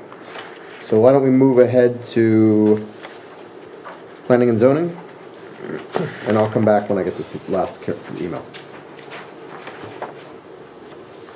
So, planning and zoning, motion to approve the revised landscape plan for Masonic Village. This is a plan that was submitted in response to a neighbor of Masonic Village. Sandy Moore, she came to the board to present her issues, and Masonic was accommodating and revised the plan to, give her more of what she was looking for, and they changed the tree species so it won't grow into her yard. It's been through the planning commission and reviewed by HRG, and there were no comments because it met the ordinance. Purely procedural. Move that we approve the revised landscape plan as submitted by Masonic Village. Second.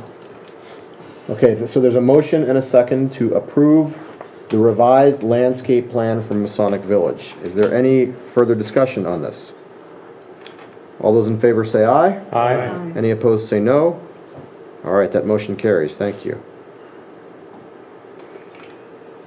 Next. I move to approve the Swickley Heights Manor Land Development Plan for garage replacement with the following condition. The two lots upon which the garage will be located must be consolidated prior to final occupancy being granted. Second. Okay, so there is a motion and a second. Is there any further discussion? Good communication, Ben? Yes, I think it's a good, trying to make good of a bad situation.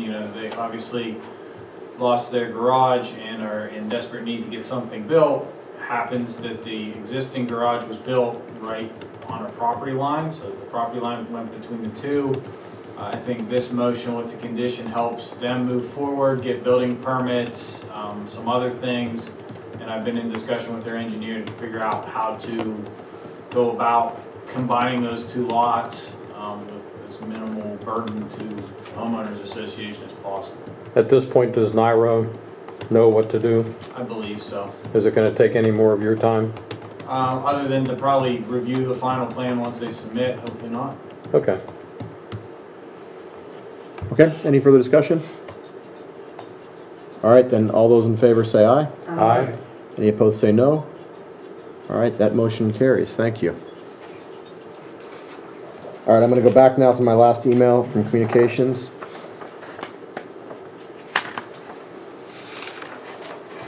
Maybe. Okay, this is also from Carolyn Smith.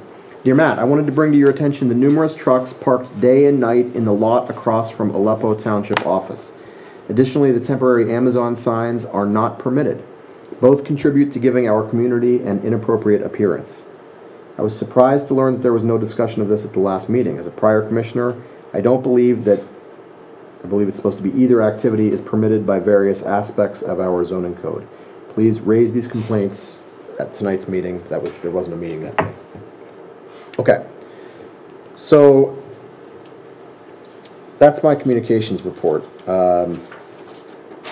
Maybe during the solicitor's report, you're going to update us with respect to the trucks? Yeah, sure. Okay.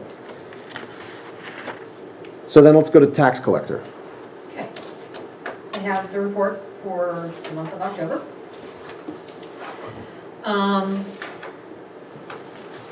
Okay. Account balances for the end of the month in October. For the general fund checking, $387,021.63. Liquid fuels fund, which is our salt fund, $70,989.73. General investment savings, $768,963.36. Reserve fund, $106,619.46. And the capital improvement fund, $654,340.21. And I will just say that you just approved to subtract $404,000 from that account, so the new balance will be about $250,000. So total monies on hand, $1.987934.39, subtracting pledged funds of $760,969.67, and targeted funds of $70,989.73. Leaves net operating funds of $1,155,984.99. And the sewer bond account currently has $770,693.42, and I'll note that that was just reduced by $360,000 that will process in November. So a semi-annual bond payment was just made. And the sewer capital account has $30,820.75.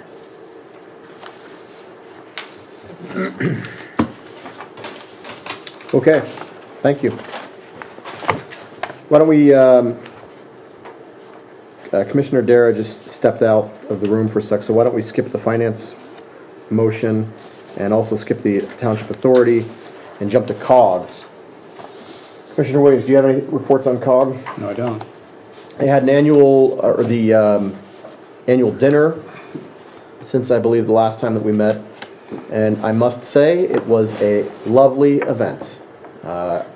Commissioner Williams deserved a great deal of credit for arranging for it to be at Masonic Village. And it was very nice. We had nice speeches, nice opportunity to network, and a good event. There's a meeting tonight, so stay tuned for details about that. Okay, COG out of the way. Let's go back to finance, and I will entertain a motion as written on the agenda. I move to approve the October bill list in the amount of $67,873.64, to ratify October prepaid bills in the amount of $17,381.02, and to ratify the October payroll transfers in the amount of $22,460.22. Second. All right, there's a motion and a second. Is there any further discussion? Hearing none. All those in favor say aye. Aye. Any opposed say no. That motion carries. Anything else for us to discuss with respect to finance? Hearing none. Turn to Aleppo Township Authority. At the meeting last week, the engineer for the authority indicated his estimate of $60,000 to repair the basins damaged by the Culligan discharges. There was discussion that didn't come to a total conclusion as to best course of action, but in terms of attempts to get Culligan to pay for that, or at least a part of that, because I think the engineer acknowledged that there may be some part of the situation there that's due to normal wear and tear, but the bulk is due to the very caustic discharges that occurred. That's of some significance because the authority's working on its water and sewer budgets for 2019, and depending on the timing for doing the repair to the, we'll call it the Culligan situation, which may not have to be done immediately. It may not even have to be done in 2019, but it needs to be done. If you spent that in 2019, we're likely looking at a sewer rate increase at the same time because it would pretty much wipe out the capital reserve for the sewer side. The water budget looks like it's, with the new rates in place, the water budget's fine. Also, there was a resignation by Bill Barnes, who's moved out of the township, so there's a vacancy on the board.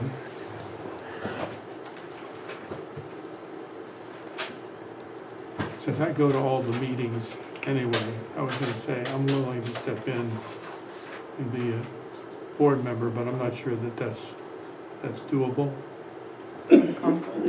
It's doable. You may want to rethink it, but it's doable. I'm there. I participate to the limited extent because I don't have a vote, and I'm not on the agenda. But if I'm going to go, I might as well be able to do whatever I feel like I need to do. So approved.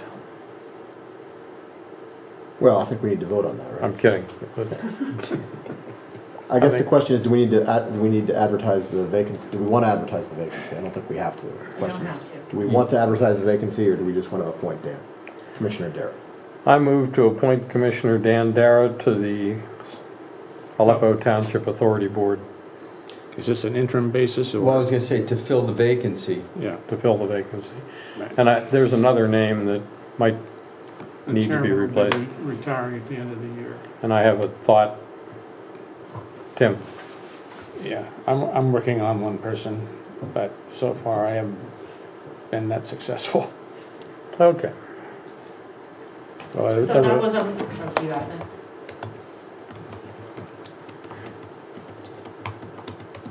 Actually, it's to fill the unexpired term. Oh, William Barnes, Right. which I don't have the end date in front of me, but if you add that to the motion. Yeah, because we'll have to keep track of that. Right. Wasn't he appointed to fill the term of somebody else? Yes, so I have no idea what his end date is. We'll have to track it back.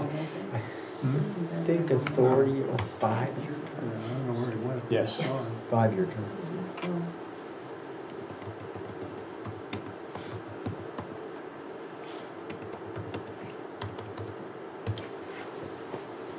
Okay, so there's a motion. Is there a second? Second. There's a motion and a second.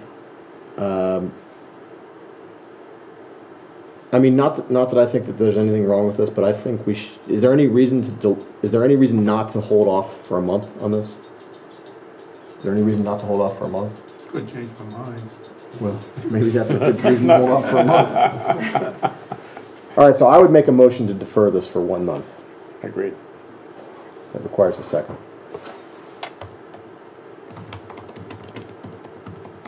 Seconded? All right, so there's a motion and a second. The motion right now is to defer the main motion for 30 days. We're voting on the subsidiary motion to defer for 30 days. All those in favor say aye. Aye. Any opposed say no. I'm abstaining. Okay, so that motion carries. Let's go to a roll call vote, please. President Dangler? Yes. Vice President Jones? Yes. Commissioner Williams? Yes. Commissioner Darragh? Abstain. Commissioner DeFlaga? Yes. And let's follow good form, and Commissioner Darragh, you are abstaining because. Because it involves me. Okay, thank you.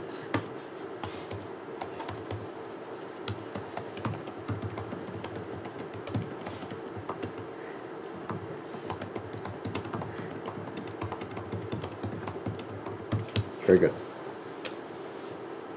So that'll be on our agenda for the legislative meeting next month. Thank you. And thank you, Commissioner Dare, for your willingness to be of assistance. You're welcome.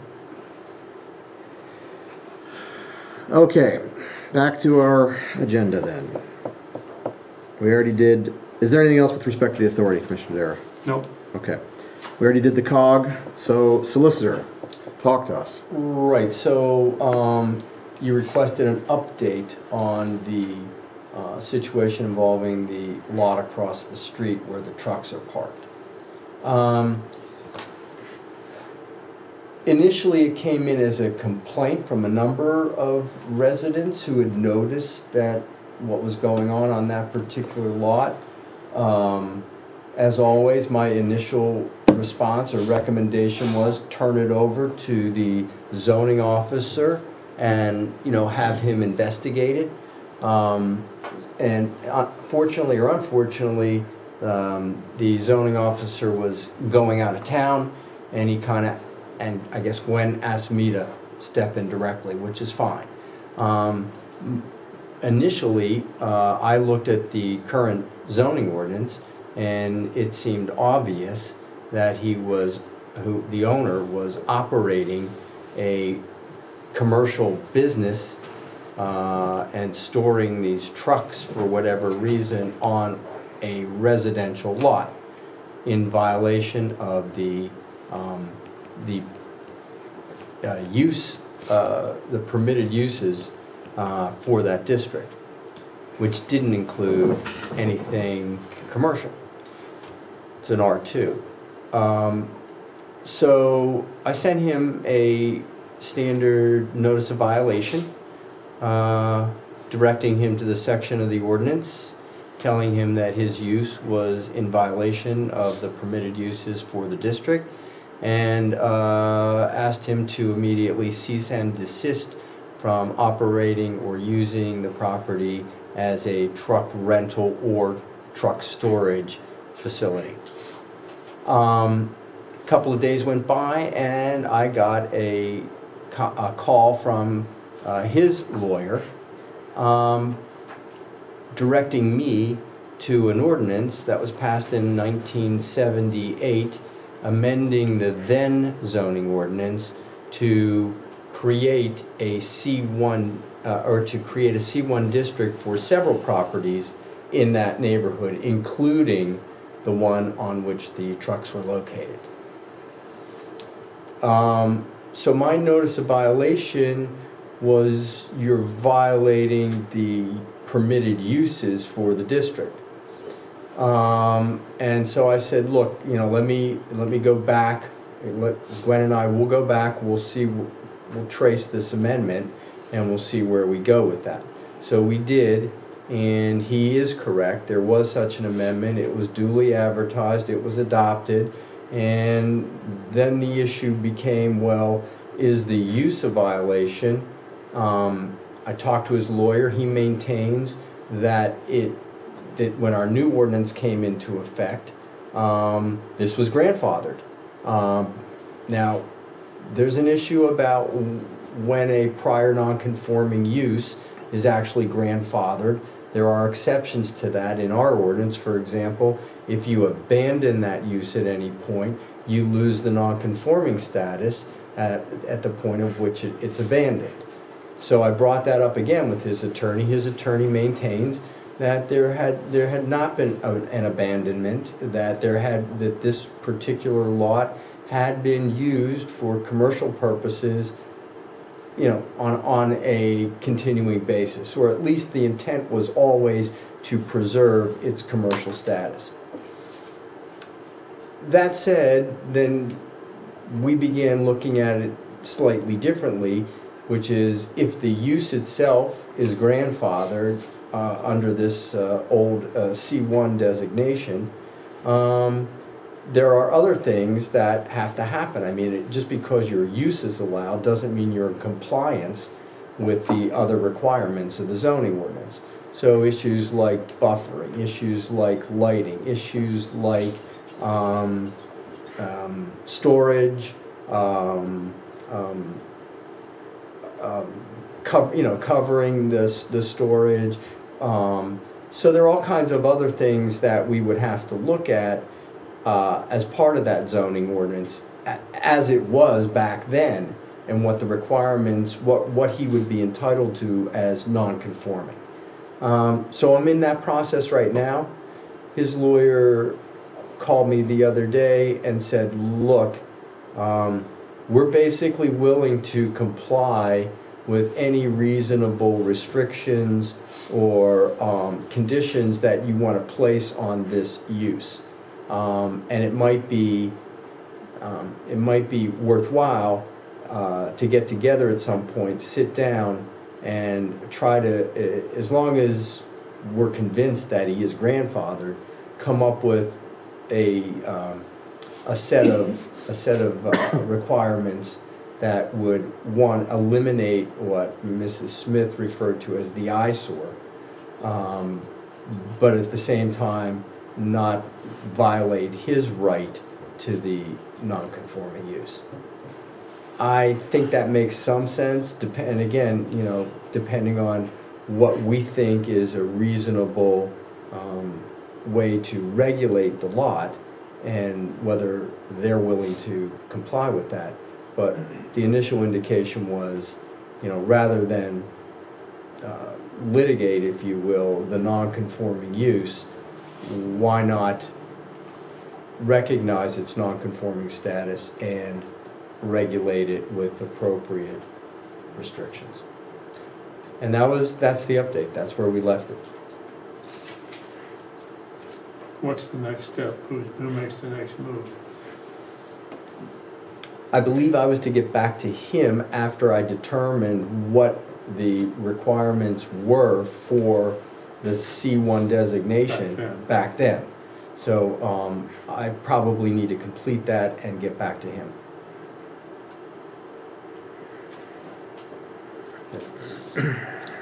Well, but as you said, this all presupposes that the use has been grandfathered. That's correct. Which in turn presupposes that it's not been abandoned. That's correct.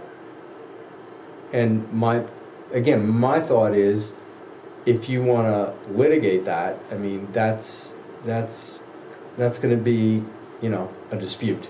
That and rather than, it's not an easy one to win. The issue, commissioners, it goes to the intent of the owner, and the burden is to establish that he not only that the use itself was sporadic or was given up at some point, but you got to define, one, what the use was. We're not even 100% clear on what prior use actually was, other than the fact that it was permitted to be commercial. And so now what's going on over there is as I understand it, is there's somebody in the industrial park who has overflow for their trucks and entered into a lease arrangement with the owner of the property to store, if you will, his trucks from the operation, the business in the industrial park on that lot. They're loading the trucks during the day, parking them over there, and then the drivers come in at night to take them to their destinations. So that's the use now. I did a little research into what past uses were. There was a period of time when Masonic was under construction, that there was an arrangement where Masonic stored or housed vehicles, equipment, and things like that on the lot. I don't know if that was a lease arrangement, but certainly there was equipment and there were vehicles on the lot during that construction period. And I know before that, or maybe during that, somewhere during that time, and I asked Glenn about this too, I remember boats being stored on those lots, and I thought back then storing boats on the lot was an eyesore. So there's always been sort of something going on there. Pickup trucks have been parked there. forever, it seems like. What are So- some of the conditions we can put on it? I think maybe some form of an enclosure, some form of a,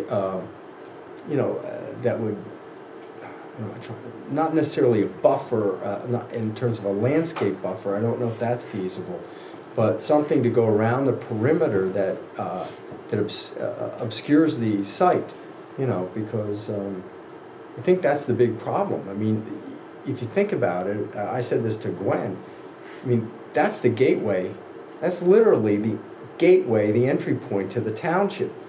And there's no question that when you come up Deer Run, and that's the first thing you see, aesthetically, it is, it is an eyesore. I don't know if a chain link fence would look any better though, even if it was like solid, Maybe it has to be something opaque, Yeah. some opaque screening of some Well, sort. Keep in mind that the entrance to that property is off from Merriman Road, Not Deer Run. And I don't believe, unless someone would do some serious grading, that they could use Deer Run as the entrance. So you have to take a look at it. But right now, They're using it's Merriman. all, well, Merriman is graded for access. You might be able to put limitations on hours of operation. You might be able to put some limitations Number of trucks. on the number of trucks, exactly. So I think those kinds of things might be reasonable points for negotiation.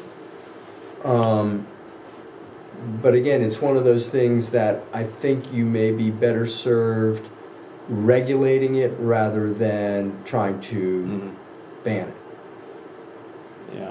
Just from, About 5 or 6 years ago, when Masonic was redoing serious construction on their nursing home, a $26 million improvement, there were storage vans and grading equipment parked in there for probably 2 or 3, 4 years.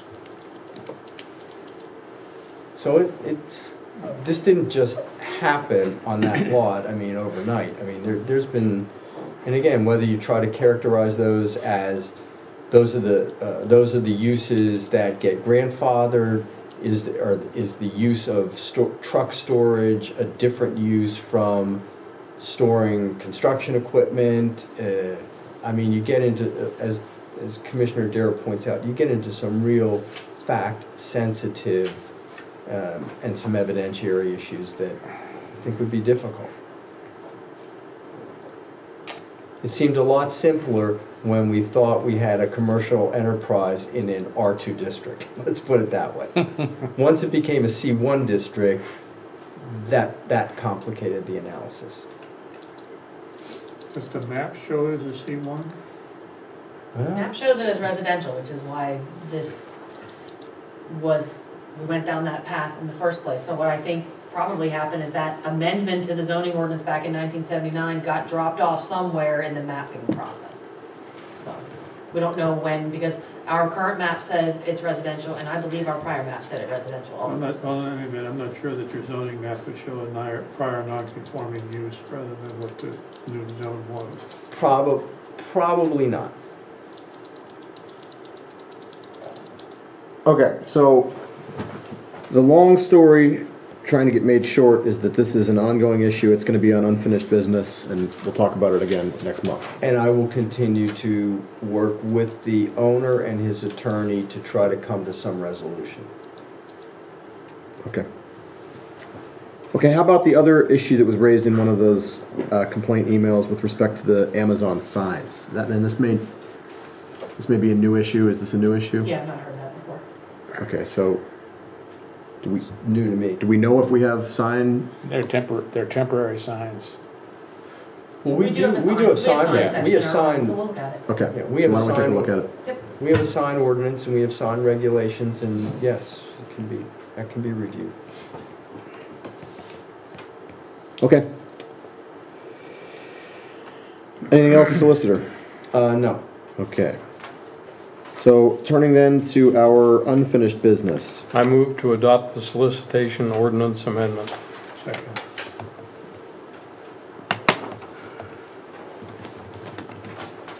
And Gwen, can you give us a rundown of what this is again, please? This is the ordinance amendment that changes the hours that people can come and solicit throughout the township. It makes it comply with the surrounding municipalities, and it addresses the lawsuit threat letter that we all received over this summer.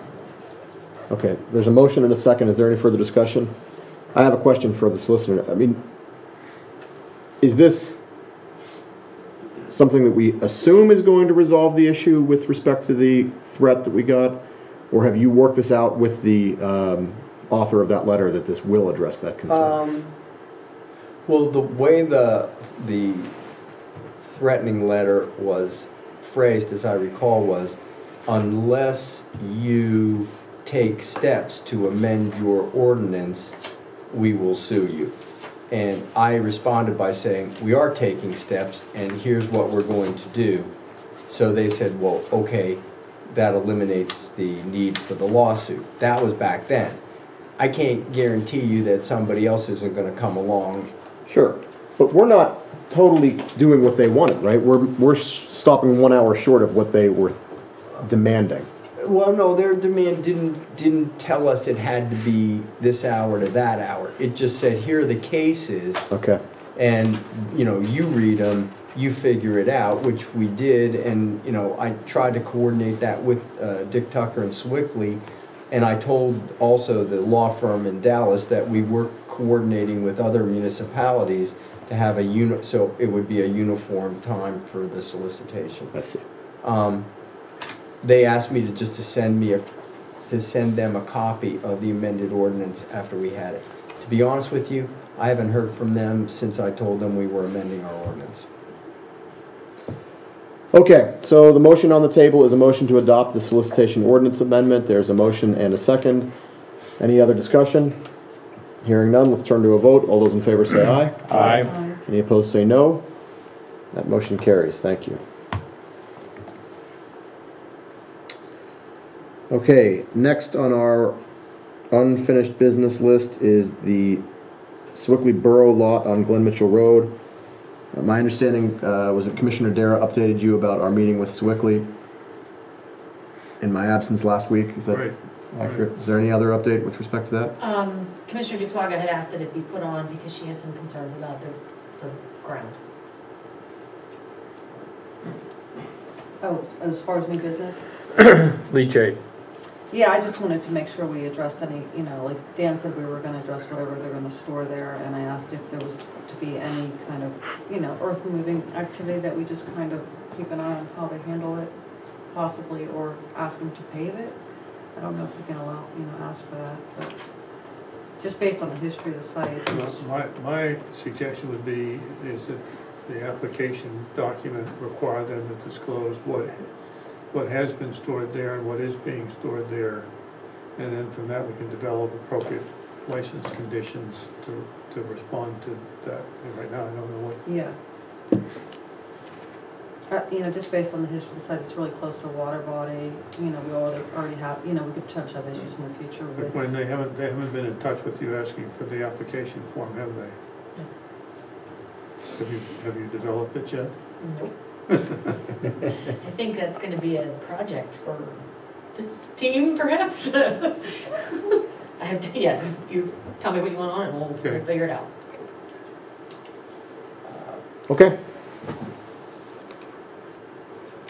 Next is lot 422-G-351. That's the lot regarding the resolution, last, to possibly sell it, or allow the county to sell it. Last week, Chris updated us saying that he had not heard no one had heard anything back from the county, so this was like the last chance to say, have we heard anything back from the county? Otherwise, we can drop it off of the agenda until we get more information. Yeah, I've tried several times, both through telephone and through email, to get the county to confirm that they are prepared to get the appraisal, the necessary appraisal, and to put it up for public sale in accordance with the code and to split the proceeds. I just want the county to confirm for me before we go to the trouble of a resolution that they're gonna do what they said they were gonna do. I have had no response at all from the county as recently as last week.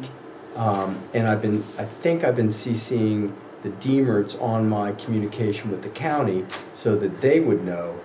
Because when it comes right down to it, I mean, I don't think it's up to us to get this property in a position where it can be sold. I think that the Demerts have a responsibility to get to the county if the county's not being responsive, and, you know, have them respond to us. That's just my own feeling about it, but, you know, when things need to happen, Rick and his daughter have been very persuasive with people in getting it done, and I just don't understand at this point why there's this lack of communication or lack of confirmation by the county regarding the arrangements.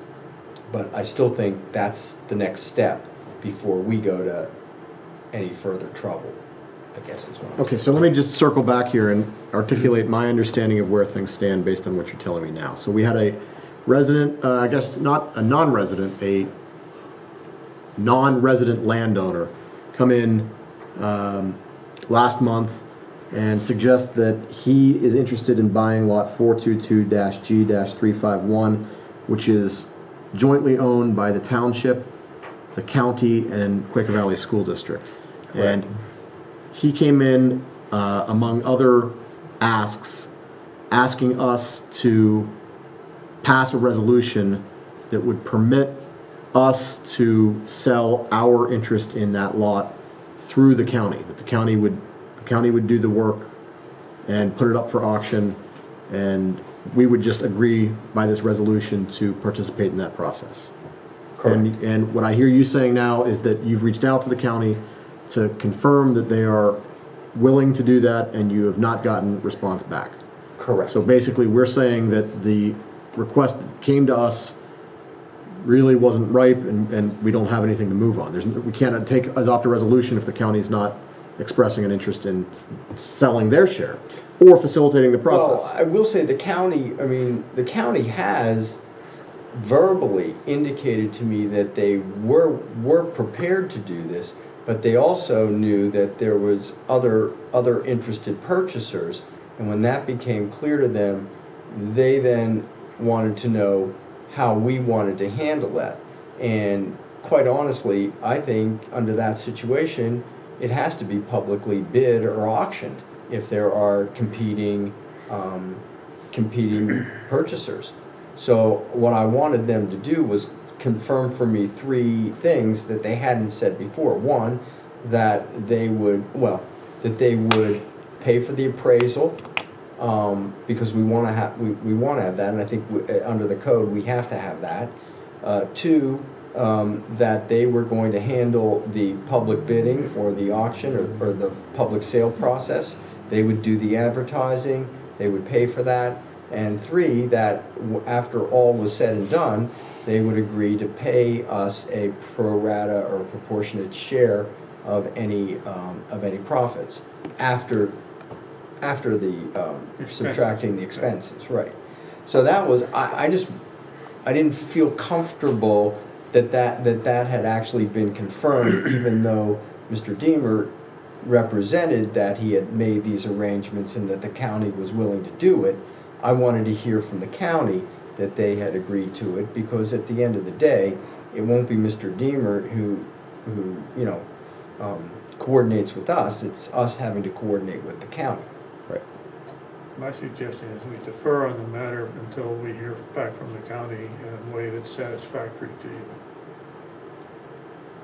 Okay.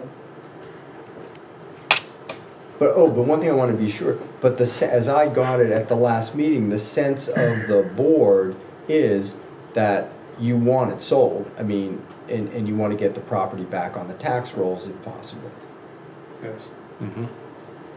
that was my takeaway. I just want to make sure that that's. Yes, I mean, but I agree with you, not at a, you know, a huge investment of your time right now either, you know. Okay, so we're taking no action with respect to lot 422-G-351. Okay, Ingleside Park plans and public outreach.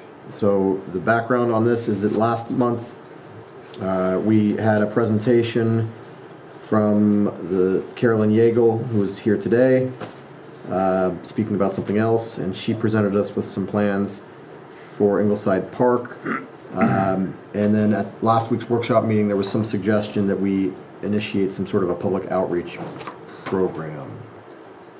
At the last meeting, there were some other folks here who had other ideas about what might be done with the lot. And the suggestion was made for our benefit, maybe there should be some outreach to the, at least that immediate community, to get a sense of what the neighborhood would be interested in. I suggested posting a sign at least so that people could see that, you know, we're closing a park here. You know, please reach out to the township with any. Which I think Mr. Black has started. Yep. Yeah, that was one. Maybe we could reach out to him and ask him to do a neighborhood research project. And someone else at the last meeting said something about the neighborhood didn't have that many children, so they didn't think a playground might be appropriate, but then that said, you know, a playground, so, you know. Well, I mean, how far down the public outreach road do we want to go? We could pretty easily put up a sign. I mean, are we trying to conduct a survey? Do we want to send out a mailing? I would suggest you put it in your digest and just say if you're interested in commenting on this, please get your information to Gwen promptly. Maybe Mr. Black would head up a committee. Okay. I do know the digest doesn't reach everyone up in that neighborhood. I know. I'm assuming some of the neighbors might talk to each other though. Just a small notice, like sign that people walking by will see it, you know, people that walk around. Or a flyer. Yeah, people that move around the neighborhood, people that would use the park, I would think, or if you drive by it and you see a sign there, stop and read it.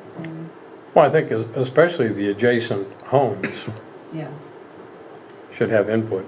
yeah, I would think they would have something to say, plus or minus, you know. Tom, do you know who lives right next door to the park, proposed park? Walt Carter, Tricia Pittman. And that's a Klarner house, I don't know who's in it, right? Or no, Scrabbit. Or Klarner Scrabbit, yeah. Yes, we know. The 3 properties that are adjacent to it. Would it be inappropriate just to have a couple of informal phone calls? No. Just, Yeah. is that, What do you think? that's the easy part, is those 3 people. What's our direction on the rest of it? You want a sign? Do you want a flyer for those Weber Roadhouses, or? Why don't you and I talk about it one Friday? Okay. We'll work something out. Works for me. I don't know that we're gonna, you know, Thanksgiving's on Thursday. I don't know when the next time we're gonna meet is, but, so I don't know that we'll necessarily have that done by December.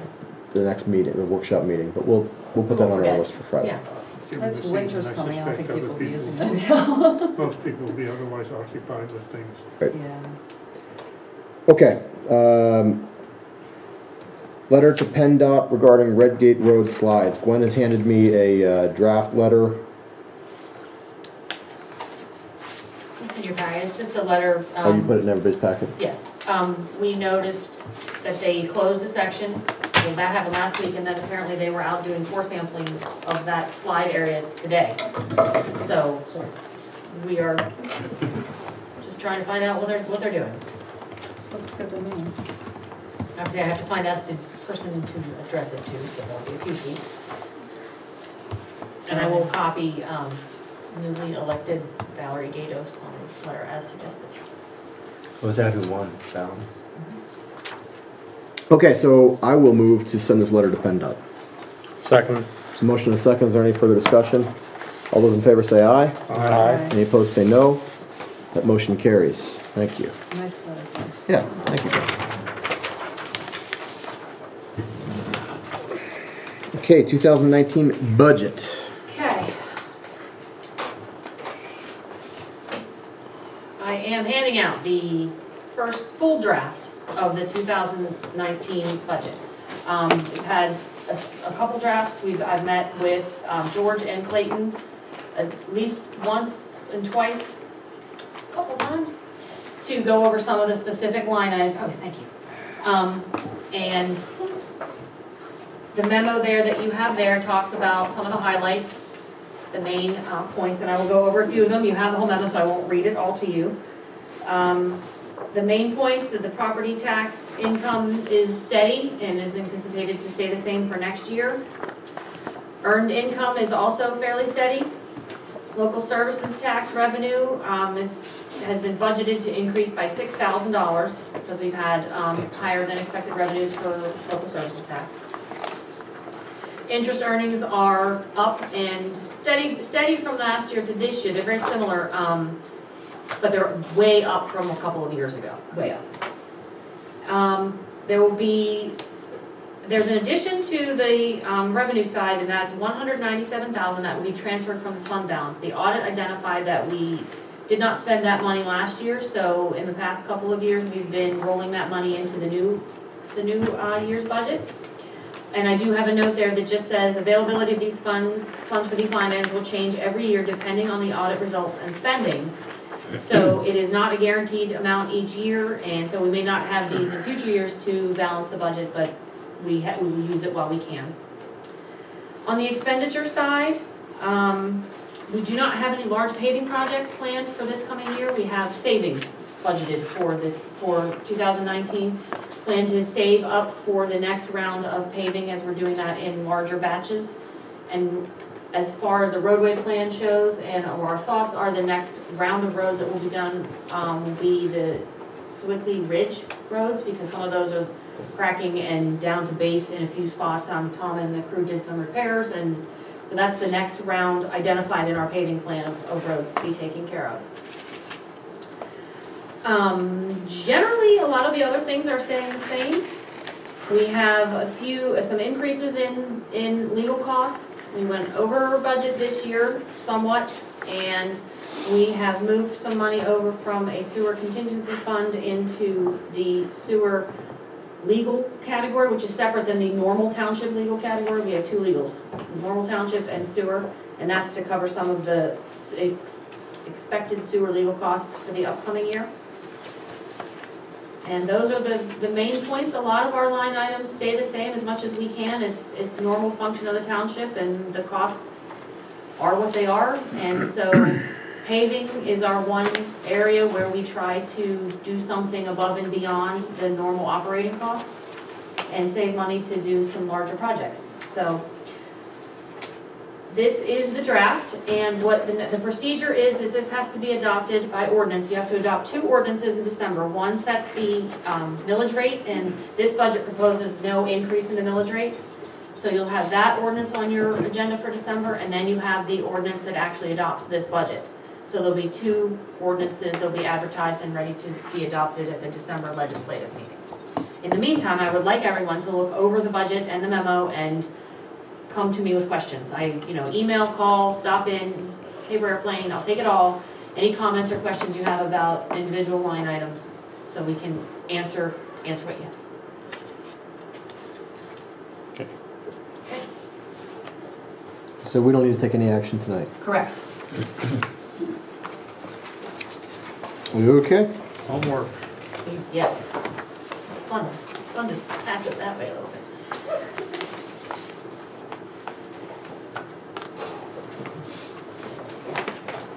Thank you.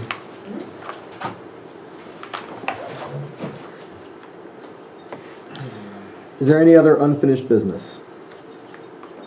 Okay, turning then to new business. First on our agenda is Columbia Gas Customer Programs. Shirley Hanson. Good evening. Hi. Thank you for having me this evening. I won't take much of your time. I know it's getting late, but you don't have any decisions to make, so you can sit back and relax. Columbia Gas serves Aleppo Township where customers have gas service. And we're seeing that expand as the township grows, which is great. Columbia is first of all, I'm the manager of regulatory policy at Columbia Gas. I've been doing that for 14 years. Our Pennsylvania headquarters and Maryland headquarters is down in South Point in the office park. Safety is our #1 priority. We have 7,400 miles of pipeline throughout Pennsylvania. We have 430,000 residential, commercial, and industrial customers. We're doing a lot of pipeline replacement right now. Anybody who drives down Glen Mitchell knows that. The reason we're doing that is because the pipe is old and it needs replaced. And the way we're doing it on Glen Mitchell is we're actually threading plastic pipe through the old pipe to make it safe. We're spending $1.6 billion. We've spent $1.6 billion since 2007 upgrading our pipeline system. And we also have an industry-leading training program. We built a 22,000 square foot training facility in Monaca, up by the mall where the Beaver Valley Humane Society used to be. It's near the Shell Cracker plant. And we do all kinds of training there. We have a little gas town, which is outside, and it has little different types of buildings in it. That's part of the training that both our workers that are in the field as well as our contractors who help us replace pipe and emergency responders go to get trained. And Aleppo Township Volunteer Fire Company has gone to the training at least twice that I know of, and whenever companies go, whenever emergency responders go, and they're nonprofit organizations like the Aleppo Township Volunteer Fire Company is, Columbia Gas gives them a $500 check. So what I'm supposed to be talking about today is our low-income home energy assistance program. Matt did get the slides. Sorry I sent them so late. And I'll just go over this real briefly. Again, let's see where my presentation is. Okay. So the low-income home energy assistance. Just Shirley, make sure you tell me when you want me to advance the slides, okay? Please. Sure. Okay, thank you. Okay. You can go ahead to the next one. The Low-Income Home Energy Assistance Program, it's a federally funded program. It's administered by the Department of Human Services, and there's 2 grants. There's a cash grant and there's a crisis grant. And what's cut off there, eligibility guidelines, income must be at or below 150% of the federal poverty income guidelines, and they must have a heating responsibility. And so if you move to the next slide, it shows those guidelines, those income guidelines. And you may know somebody that can take advantage of this. It's not obviously just for Aleppo Township. It goes across the state. You can change the slide, please. The cash grant started November 1st and goes through April 12th. You can get up to $1,000. Grants are issued directly to vendors. The vendors are the main heating source for the customer, or a source needed to operate the main heating source. So that'd be your gas, oil, propane for heat, electric to run your furnace. It can take up to 6 to 8 weeks for approval. Change the slide, please. The other grant is the crisis grant. That also started November 1st. You can get up to $600 for that. You have to have documentation of the crisis situation, such as the termination notice from the utility or denial of service. And if the household is living without heat, they can get approval within 18 hours. If they're just in danger of being without heat, they can get approval within 10 work days. Okay, you can change the slide. How to apply? Well, I have applications here I can leave at the township building for people to take. You can also apply online. or visit a county assistance office. And for the crisis applications, you can call or apply in person. So the applications I have with me are the cash grant, the LIHEAP. The crisis, you have to go to the, you have to call or apply in person at the assistance office. Change the slide, please. So then what happens after you apply? You get a notice whether you're eligible or ineligible for LIHEAP. Ineligible will receive a notice of ineligibility, providing the reason the household doesn't qualify. And last slide. Additional programs that are available for customers that Columbia has are the Customer Assistance Program.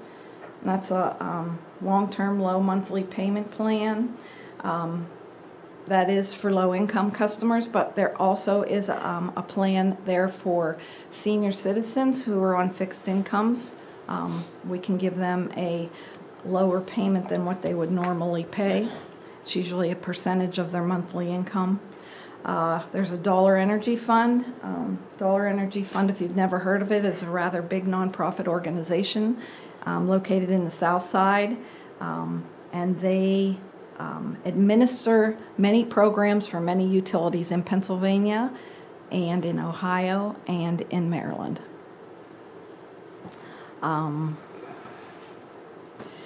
Weatherization. Low-income customers are usually the highest users of energy, so that makes their bill higher. So it's beneficial to weatherize their home to reduce their bill, and that reduces the impact on the rest of us who subsidize these people.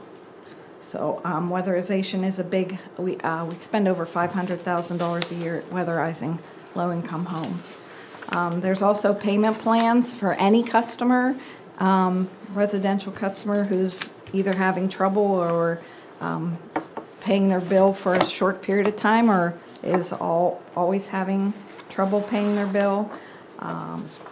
We aren't in the business of shutting off service to our customers. We want to keep them using heat, keep them comfortable, so we make arrangements to help them pay their bill. And then finally, the budget, which any customer, any residential customer is eligible for. It just spreads your annual heating or your annual energy use over 12 months. And many people do take advantage of that. I have some booklets, customer program booklets I'll leave up here. They list all the different programs that we have available, and we also have third-party notification for people so that, for example, if you have an elderly parent who might forget to pay their bill once in a while and you want to make sure they don't lose service because they didn't pay their bill, you can be notified if they get behind in their bill. There's medical certification. If somebody is ill and being without energy would make their illness worse, then they can have get a medical certification from their doctor, and we would keep that on their account for 30 days so that their service would not be interrupted during that period of time. And I talked about some of the other ones. Okay, that's non-low income programs. I have a lot of booklets here. We have Call Before You Dig 811. That's a really important thing to do. And the Pennsylvania Public Utility Commission just took over the policing of line hits. Before the commission had it, there wasn't any enforcement. There weren't any penalties when somebody hit a line, so now there is. And they just had their first damage prevention meeting this, I think it was last week or the week before, where they issued fines to people. So if you ever see anybody digging along the road, digging in their yard, digging to put a mailbox in, and they don't have the lines marked, please stop and tell them that they need to call. You can call they want you to call 3 days ahead, but when you're in that situation and you see somebody digging, you can call right away, and they'll do an emergency one call to all utilities in the area to come out. I have booklets I'll leave about natural gas safety. Of course, that's important. And also energy conservation books.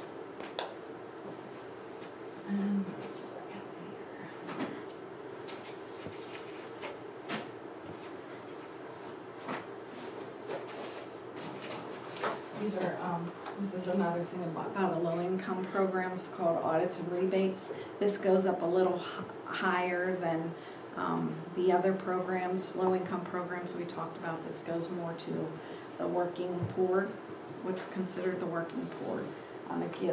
We'll come and do an audit of their home to show them what they could do to reduce their gas consumption.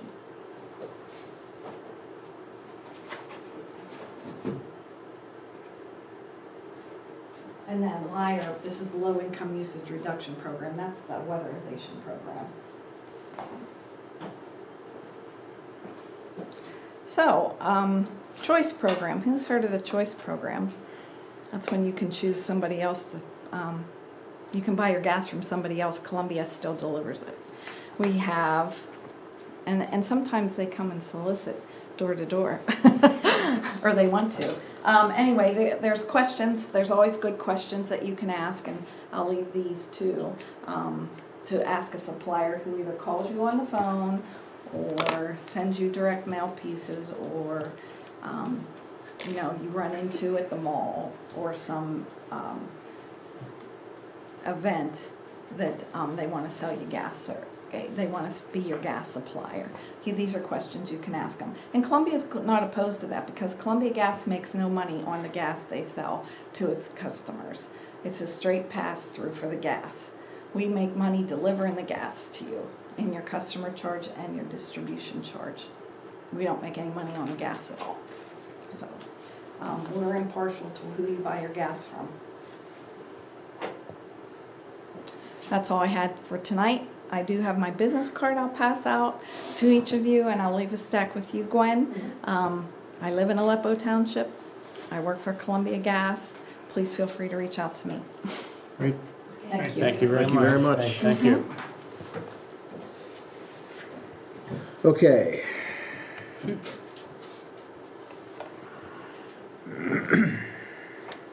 Potential zoning change, Bella Enterprises presentation. They contacted me today and asked to be withdrawn from the agenda. Good move. And the Aleppo Township Authority Board opening, Well, that's the addressed issue earlier. Yep. that we discussed with I addressed earlier. Commissioner Dara. Any other new business? Okay, citizen participation. Our numbers have dwindled. Everybody that's left is going to keep themselves quiet. Nobody wants to say anything? Okay. We have an executive session if necessary. Do we need an executive session? All right. We are adjourned. Thank you all for coming out tonight. Happy Thanksgiving to everybody. I know.